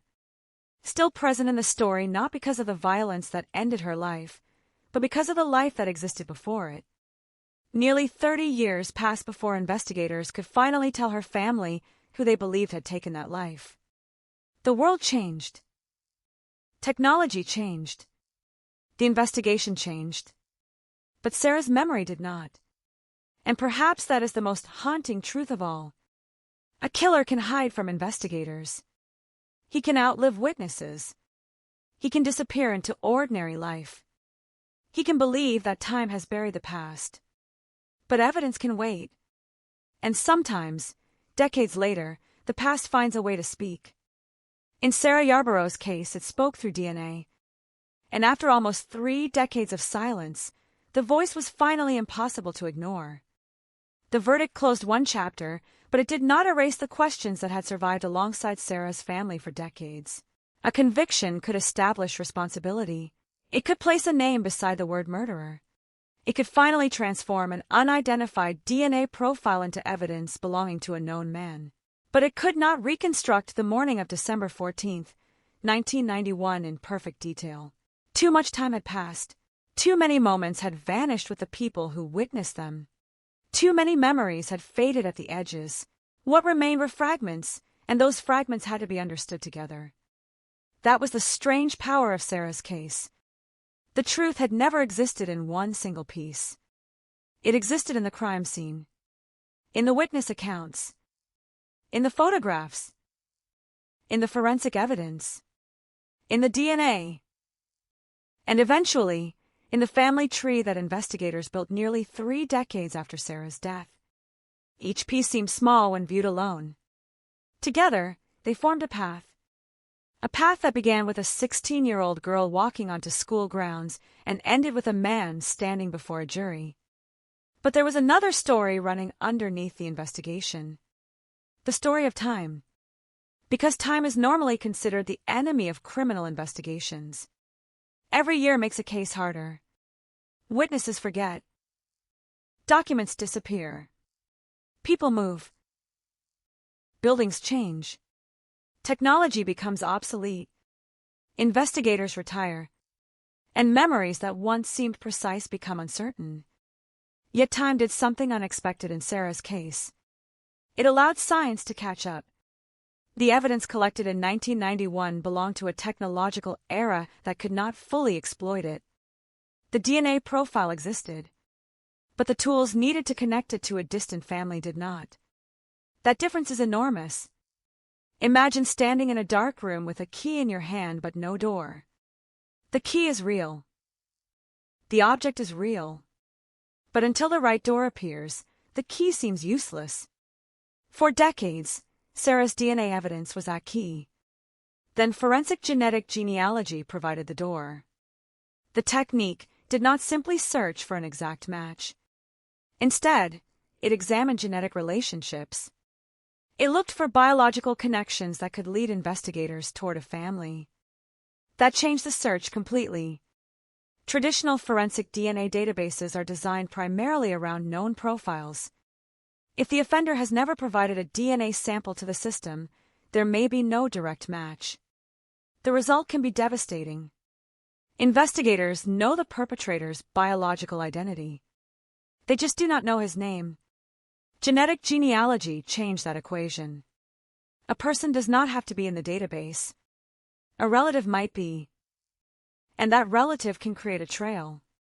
The trail can lead to parents, grandparents, siblings, cousins, branches of a family separated by generations.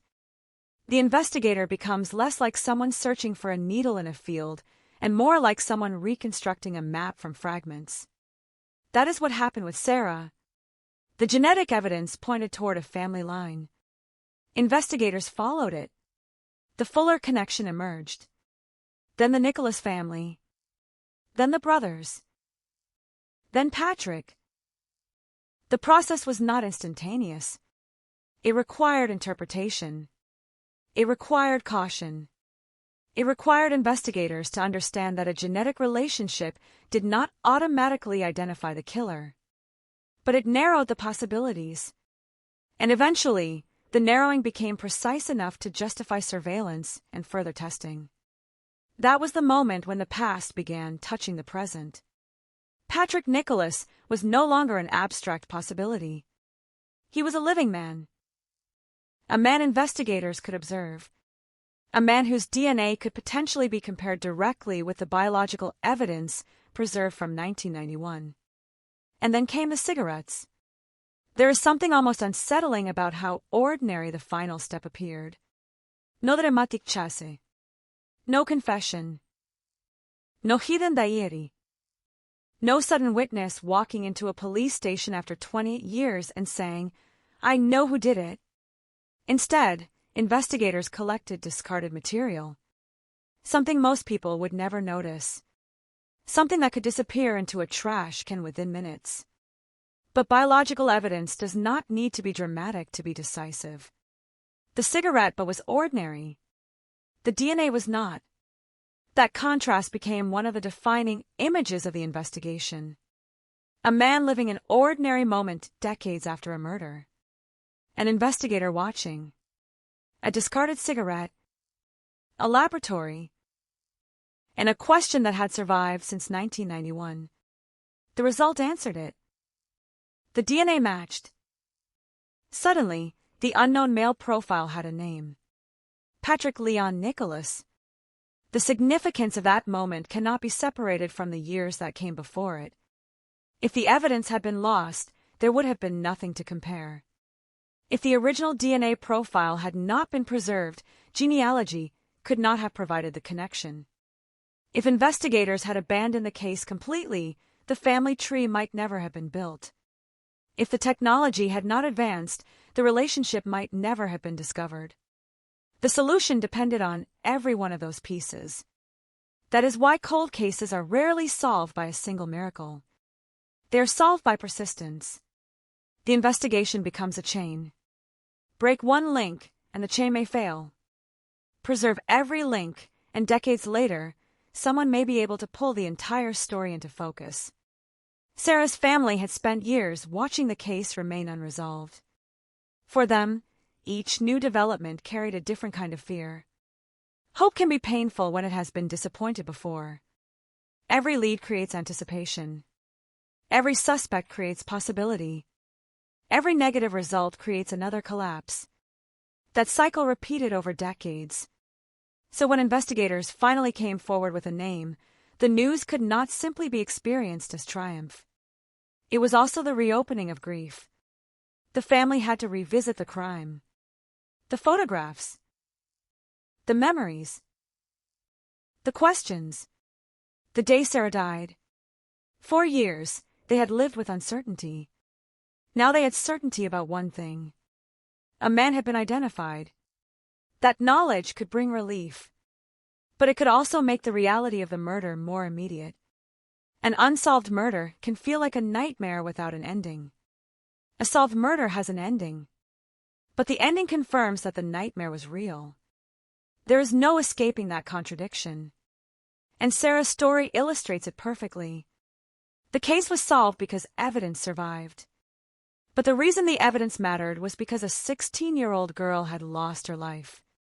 The science is fascinating. The investigation is extraordinary. The genealogy is remarkable. But none of those things should overshadow the person at the center of the case. Sarah. Before she was a victim, she was a teenager. She had routines, friends, interests, a personality, a future. The investigation began because someone loved her enough to keep asking questions after everyone else had gone home. That persistence mattered. It mattered when the case received no answer. It mattered when decades passed. It mattered when the technology changed.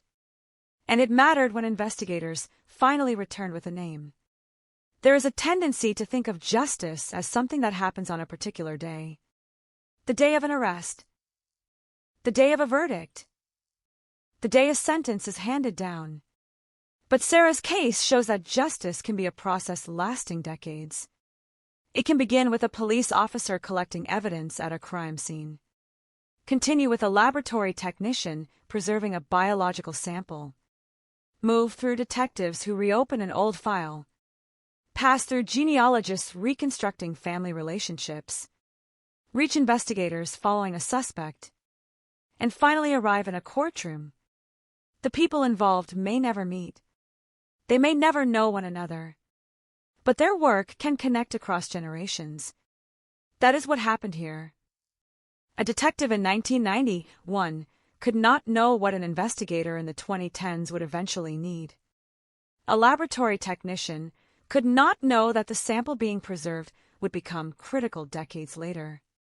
A witness could not know that a brief glimpse of a stranger might remain in an investigation for years. The case was built without anyone knowing exactly what the future would require. That is the essence of forensic preservation. You preserve evidence because you do not know what tomorrow's technology will be able to do with it. And Sarah's case became a powerful example of that principle. The evidence waited. Technology evolved. The investigation adapted. And the mystery narrowed. But there was still something haunting about the location itself. A school. A place associated with childhood, with adolescence, with possibility.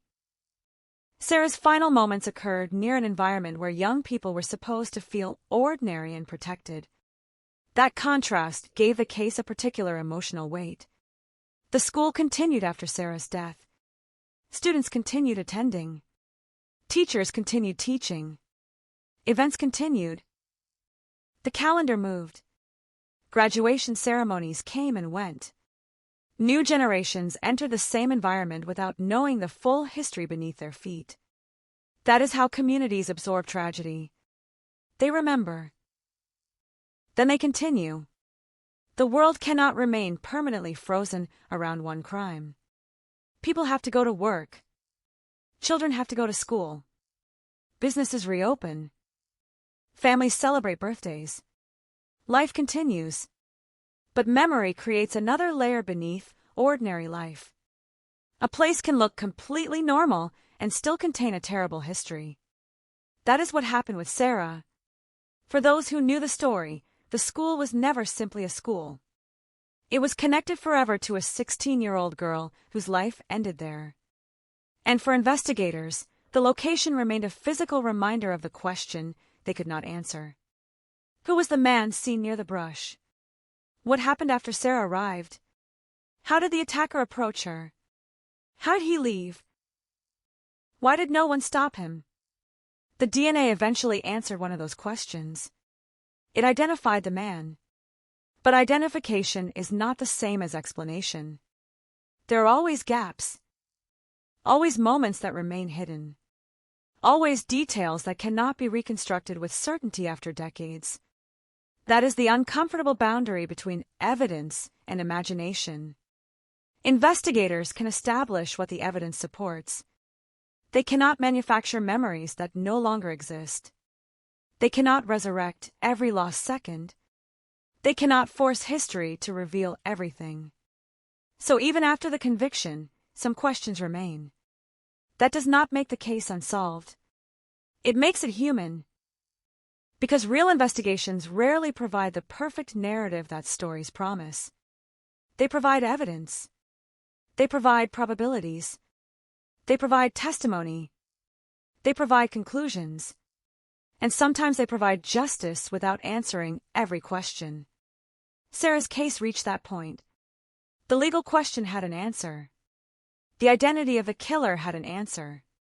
But the emotional questions remained. Why her? Why that morning? Why did she have to encounter him? Why did her life end while his continued? Those questions belong to a different category. No laboratory can answer them. No database can answer them. No family tree can answer them. They remain part of the darkness surrounding the crime. And perhaps that is why Sarah's story continues to resonate. Because nearly 3 decades separated the murder from the breakthrough, yet the evidence never stopped pointing toward the truth. The world changed around it. The investigation changed around it. But the truth remained embedded in the evidence. Waiting. Silent. Invisible. Until the right technology arrived. And when it did, a name emerged from the darkness. Patrick Nicholas. The unknown became known. The cold case became an active prosecution. The prosecution became a conviction. And the photograph of a 16-year-old girl could finally be placed beside something that had been missing for almost her entire family's lifetime. An answer. Not the answer to everything. Not an explanation for the horror. Not a return of the life that was lost. But an answer to the question that had haunted investigators and family members for generations. Who killed Sarah Yarborough? After nearly 30 years, the evidence finally had a name. And once that name entered the courtroom, the silence surrounding Sarah's murder could never be the same again. The silence after the verdict was different from the silence that had surrounded Sarah's case for so many years. Before the arrest, silence meant uncertainty. It meant an empty space where a name should have been. It meant anniversaries arriving without an answer, investigators carrying an old file forward, and a family forced to live with the possibility that the person responsible might never be identified. After the conviction, the silence meant something else. It meant the question had finally been answered. But an answer does not erase the years that came before it. For Sarah's family, nearly 3 decades had passed between the morning she was killed and the moment her killer was finally held accountable. 30 years is enough time for a child to become an adult, for an adult to become a parent, for a neighborhood to transform, for an entire generation to grow up. Sarah never had any of that. She remained 16.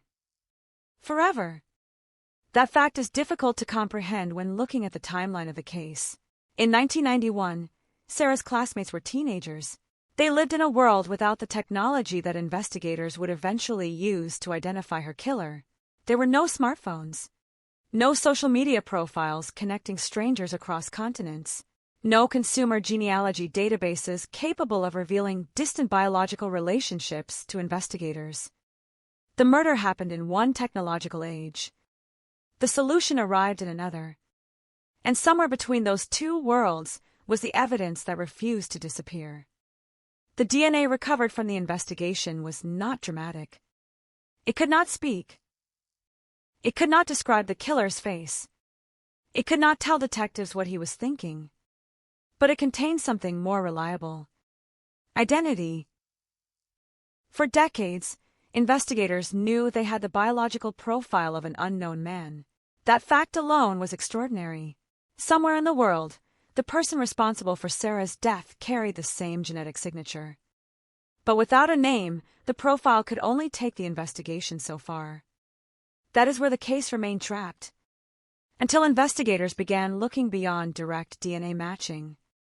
Forensic genetic genealogy introduced a new way of thinking. The question became not, can we find this exact person? But, can we find his relatives? That shift changed everything. It transformed DNA from a direct identification tool into a genealogical map. The map led investigators through generations. One connection became another. A distant relative became a branch. A branch became a family. And eventually, investigators reached the Nicholas family. The process was slow. There was no cinematic moment when a computer screen suddenly displayed the name Patrick Nicholas. There were exclusions, possibilities, family relationships, research, cross-checking, and eventually, a candidate who could not simply be ignored. Patrick Leon Nicholas. The direct DNA comparison was then crucial. Investigators needed evidence that could survive a courtroom. They obtained biological material associated with Nicholas. The laboratory compared it with the DNA recovered from evidence connected to Sarah's murder. The profiles matched. A mystery that had survived almost 3 decades had been reduced to a biological connection. And that connection became the foundation of the prosecution. But there was another reason the case was so remarkable. The investigation demonstrated that a cold case can exist in 2 completely different states at the same time. Legally, it may be unresolved. Scientifically, it may already contain the answer. The evidence can point toward the truth long before investigators possess the technology needed to interpret it. Sarah's case is a perfect example. The DNA did not suddenly appear in the 21st century. It was there in 1991. The biological evidence was collected decades before investigators could use genetic genealogy to trace the family connection. The answer was not created by new technology. The technology revealed an answer that had been waiting all along. That distinction matters, because it changes how we understand cold cases. A cold case is not necessarily a case without evidence. Sometimes it is a case with evidence that has not yet found the right method. That is why preservation matters so much. Every piece of evidence collected today could become more valuable tomorrow. A forensic technique that does not exist now may become routine 10 years from now. A database that does not exist today may contain millions of profiles in the future. A scientific method considered experimental today may become the breakthrough that solves a murder tomorrow. Sarah's investigation crossed that exact boundary. The evidence survived long enough. Science caught up. The case moved. And the man investigators identified eventually faced a jury. That courtroom became the place where the past and present collided. The prosecution presented the story of a 16-year-old girl whose life had ended on school grounds. The defense challenged the state's case. Experts explained DNA. Investigators explained the genealogical research. The jury listened. And the question that had once been impossible to answer was finally placed in their hands. The legal standard was not whether the case was emotionally disturbing. It was not whether the public believed Nicholas was responsible. It was whether the evidence established his guilt beyond a reasonable doubt. That distinction is important in every criminal trial, but especially in a case separated from the crime by decades. The jury had to look through the fog of time. They had to consider evidence collected long before many of them had even begun their adult lives. They had to decide whether the science, the investigation, and the circumstances established responsibility.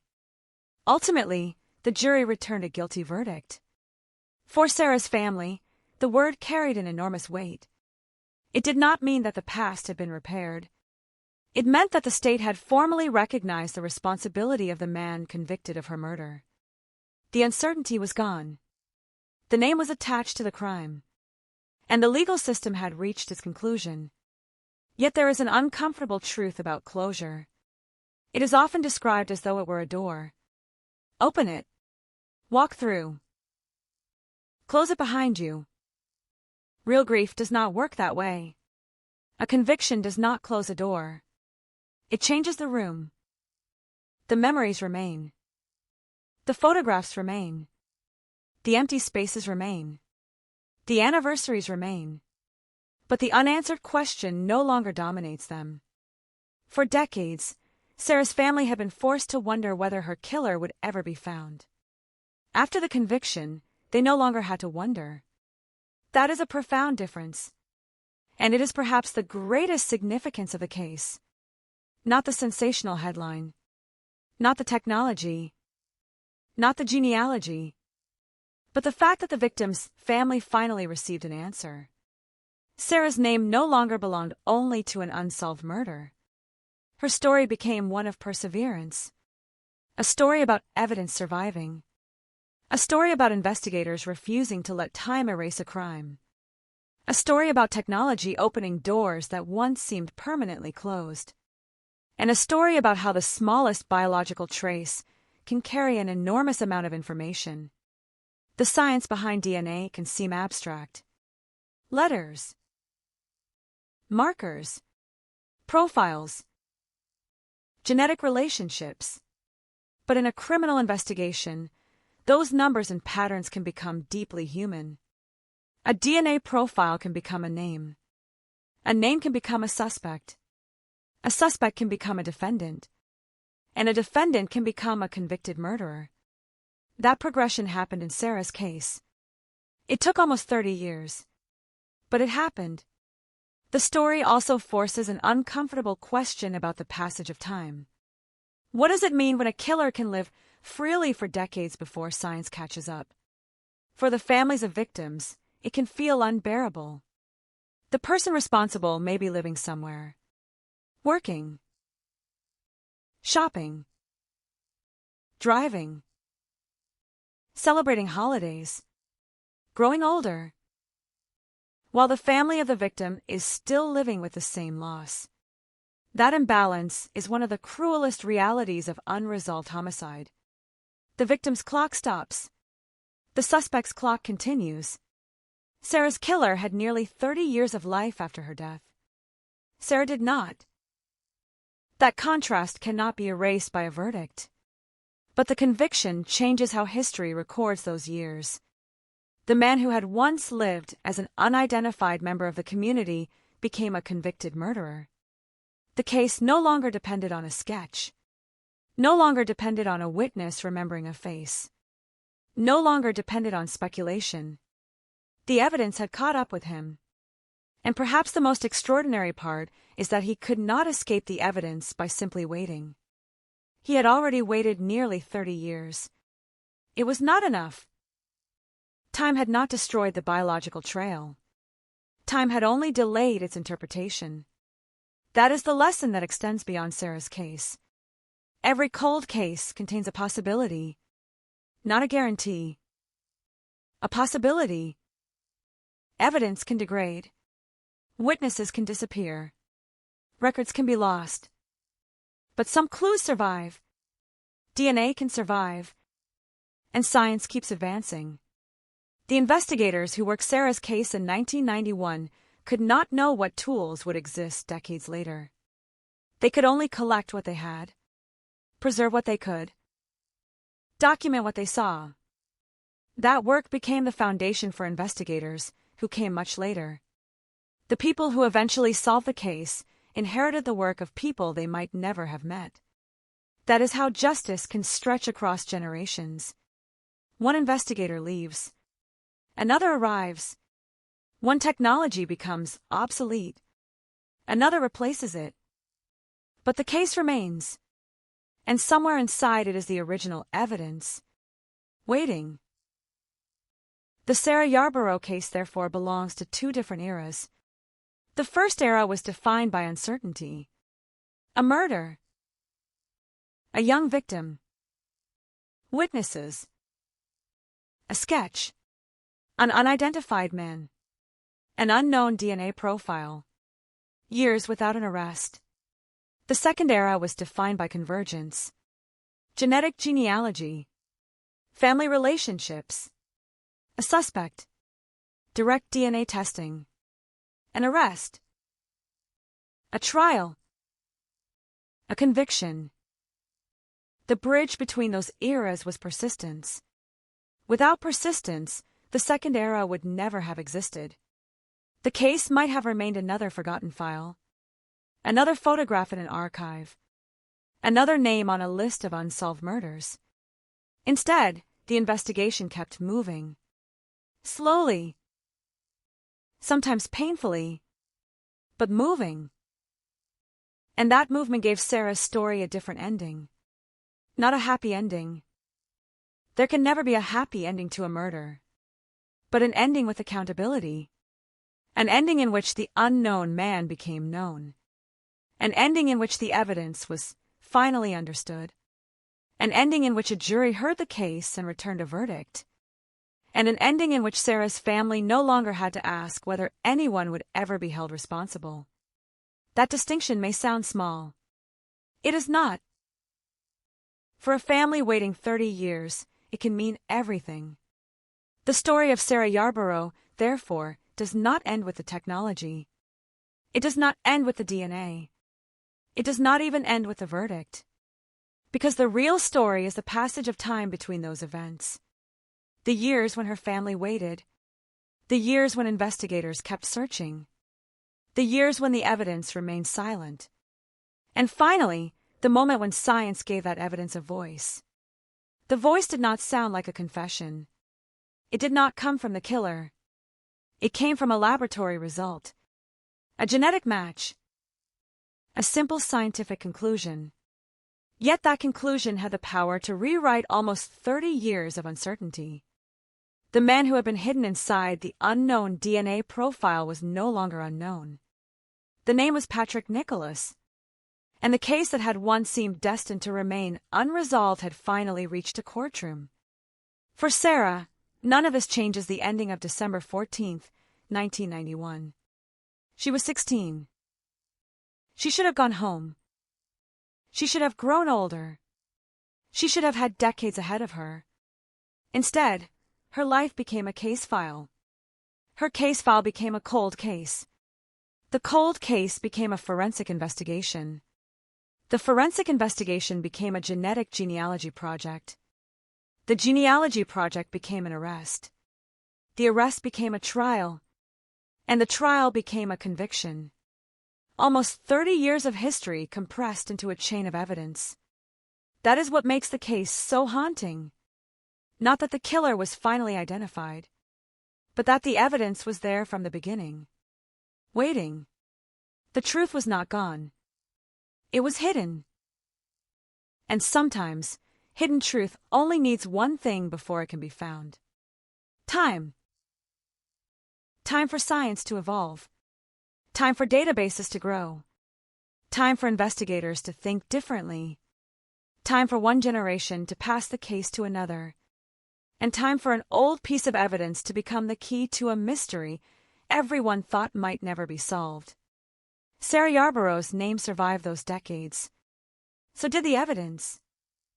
And when the two finally came together in a courtroom, the story that had begun with a 16-year-old girl and a terrifying morning finally reached the point where the law could speak. Guilty. One word. 3 decades in the making. And behind that word was everything that could never be returned to Sarah. Her future. Her adulthood. Her dreams. Her ordinary days. Her chance to become someone the world had never yet seen. The verdict could not restore those things. But it could say, officially and permanently, that what happened to Sarah mattered. That her death was not forgotten. That the evidence was not abandoned. That the case was not allowed to disappear. And that even after nearly 30 years, the past could still find the man it had been searching for. The final image is therefore not the courtroom. It is the evidence room. An old file. An old photograph. A preserved biological sample. A case number that had once represented an unanswered question. For years, everything inside that file seemed to point toward darkness. Then technology opened the door. A family tree emerged. A name appeared. A DNA comparison confirmed it. And the darkness finally had an identity. Sarah's killer had spent nearly 30 years beyond the reach of investigators. But he had never been beyond the reach of evidence. And that is the detail that remains after the headlines fade. Time can hide a crime. It can bury a memory. It can make a case appear forgotten. But time does not necessarily destroy the truth. Sometimes it carries the truth forward. Quietly. Patiently. Waiting for the moment when someone finally knows how to read it. There is a peculiar kind of silence that follows the end of a long investigation. It is not the silence of uncertainty anymore. It is the silence that comes when everyone has finally heard the answer, but nobody can make that answer change the past. For Sarah Yarborough's family, that distinction was enormous. For decades, every anniversary had carried the same unbearable question. Who killed Sarah? Where was he? Was he still alive? Was he somewhere nearby? Had he been watching the family from a distance?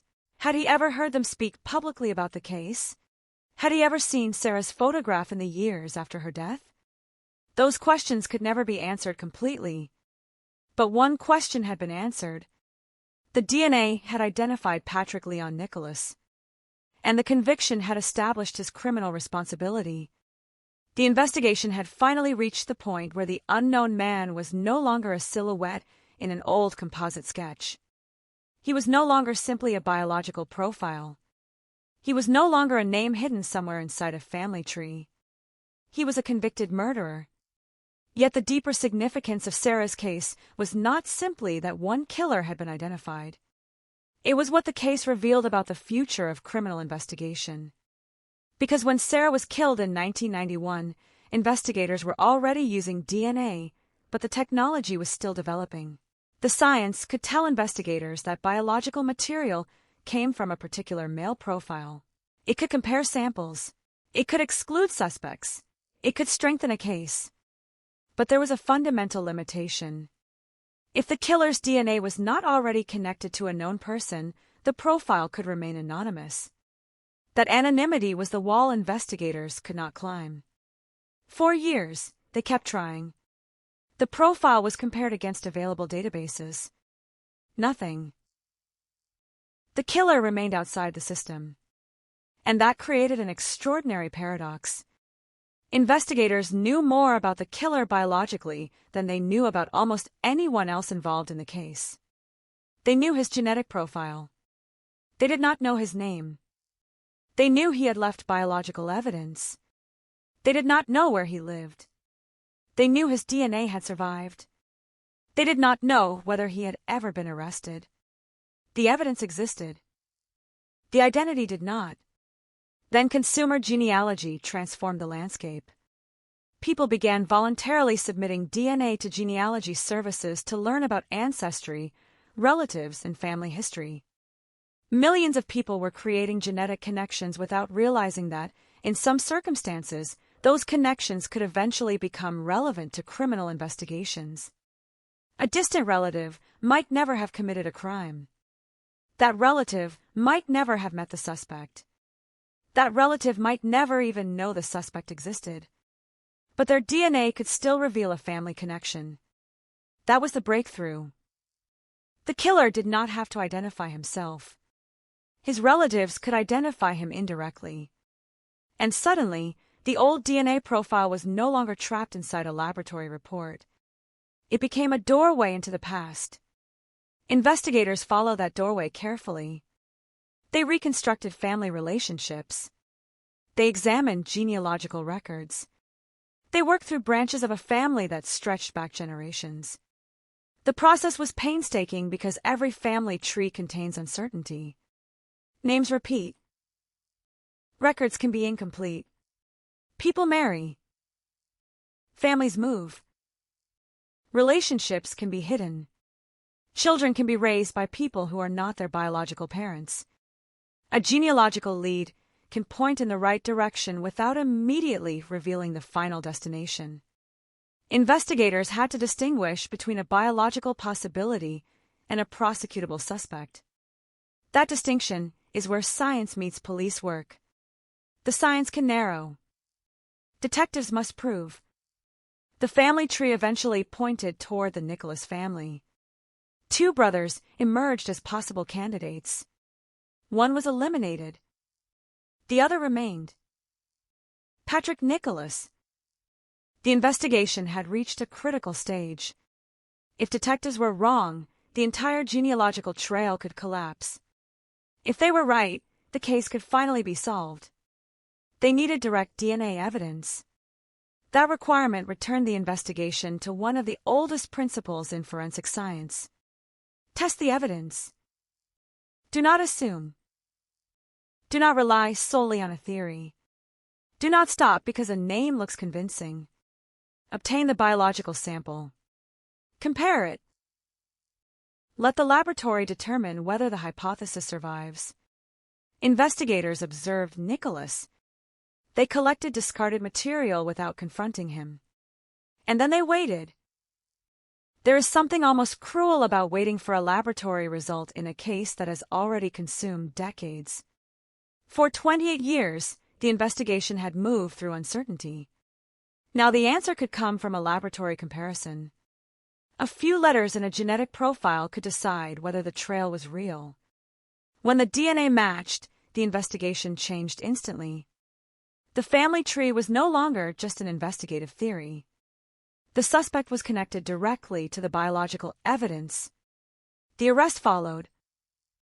And with the arrest came another transformation.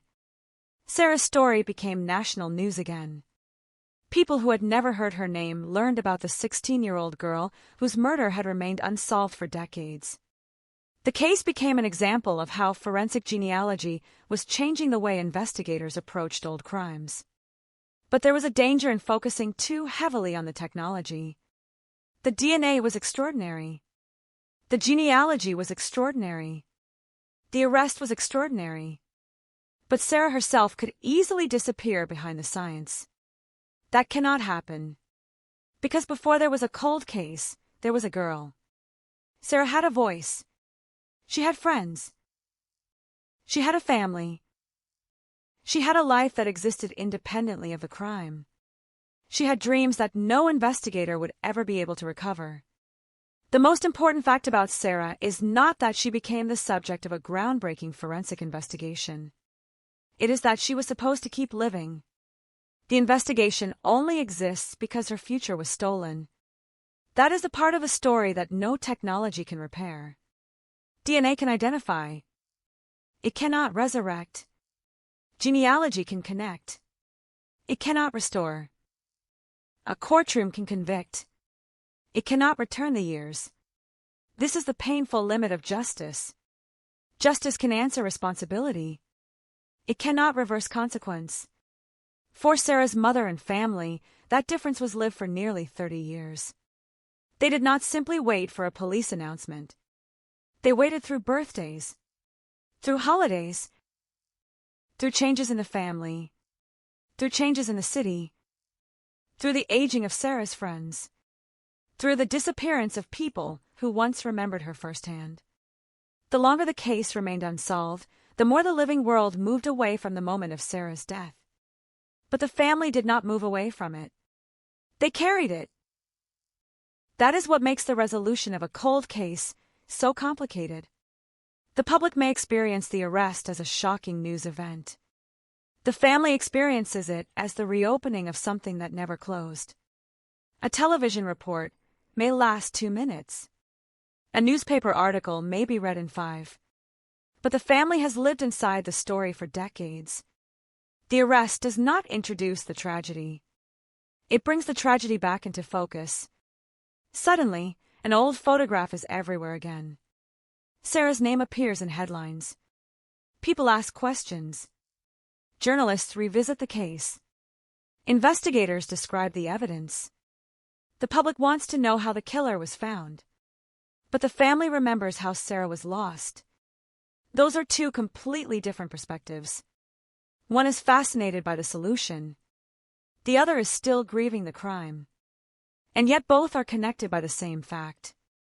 Sarah was not forgotten. That matters. Because forgetting is one of the greatest fears surrounding unsolved murders. A case can disappear from public attention. A file can become old. A victim's photograph can vanish from the front page. But Sarah's case did not disappear. The evidence remained. The family remained. Investigators returned. And eventually, science gave them a path forward. The case also exposed one of the strangest realities of modern forensic investigation. Sometimes the most important person in a DNA investigation is not the person whose DNA is being searched. It may be a relative, a cousin, a distant branch. someone who has no connection to the crime except through biology. That is what made the genetic genealogy approach so powerful. It allowed investigators to search sideways. Traditional investigations often move directly. Victim, suspect, evidence. But genetic genealogy can move through family relationships. Victim, unknown DNA, relative, family, candidate, suspect, confirmation. The route is longer, but it can reach places traditional databases cannot. Sarah's case became part of that transformation. The technology did not replace detective work. It expanded the detective's map. And once investigators had a name, the old-fashioned work became essential again. Where had he been? How old was he? Did his history fit? Could the biological evidence be confirmed? Could prosecutors present the case in court? Every technological breakthrough eventually has to return to the same basic principle. Evidence must be tested. Evidence must be explained. Evidence must survive challenge. That is why the courtroom mattered. The arrest was not the conclusion. It was the beginning of another stage. A suspect is not automatically a murderer because investigators believe he is responsible. The prosecution has to prove the case. The jury has to evaluate it. The defense has to challenge it. The law requires a standard of proof. And after decades of uncertainty, Sarah's case finally passed through that process. The conviction transformed the meaning of the old evidence. Before the trial, the DNA was investigative evidence. After the verdict, it became part of the evidentiary foundation of a criminal conviction. That difference is enormous. The case was no longer simply a story about a mystery solved by technology. It was a legal finding. A jury had heard the evidence. The defendant had faced the process. And the verdict established responsibility. For investigators, that was the culmination of years of work. For forensic scientists, it demonstrated what preserved DNA could accomplish. For the public, it was another example of how technology can reach backward through time. For Sarah's family, it was something much more personal. It was the end of not knowing. And sometimes not knowing is its own form of suffering. A family can grieve a death. But when the killer is unknown, the grief is mixed with uncertainty. There is always another possibility. Another lead. Another theory. Another unanswered question. The person responsible could be anywhere. The family cannot know. The investigators cannot know. The community cannot know. After the conviction, that uncertainty disappears. The loss remains, but the uncertainty does not. That is why the word guilty carried so much weight.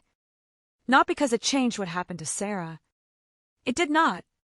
It changed what the world could officially say about what happened. Sarah was murdered. Patrick Nicholas was convicted of killing her. The case had an answer. Nearly 30 years later. The number itself is difficult to understand. 28 years is longer than many people spend in an entire career. It is longer than the childhood of a person who was born when Sarah died. It is long enough for an entire generation to know Sarah only as a photograph. But the investigation did not care how old the case was. The DNA remained. And that may be the most important lesson. Evidence does not always expire when a case becomes old. Sometimes evidence becomes more valuable with time.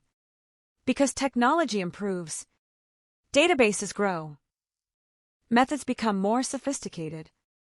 Scientists discover new ways to interpret material collected decades earlier. The future can sometimes solve the past. That is what happened here. The case began in an era when investigators had to rely heavily on eyewitness descriptions and conventional forensic methods. It ended in an era when investigators could use genetic relationships to search through families. The distance between those two eras was measured in decades. But the evidence connected them. And somewhere inside that connection was Sarah's killer. The story therefore leaves behind a warning and a promise. The warning is that a murderer may remain unidentified for years. The promise is that unidentified does not necessarily mean unreachable. As long as evidence survives, the investigation may not truly be over. A file can be closed administratively. A detective can retire. A newspaper can stop writing about the case. But the science can continue evolving. And one day, someone may look at an old piece of evidence and see something no one could see before. That is what happened with Sarah. The answer had been waiting in the evidence. It simply needed the right question. And when investigators finally asked that question, nearly 30 years of darkness began to break apart.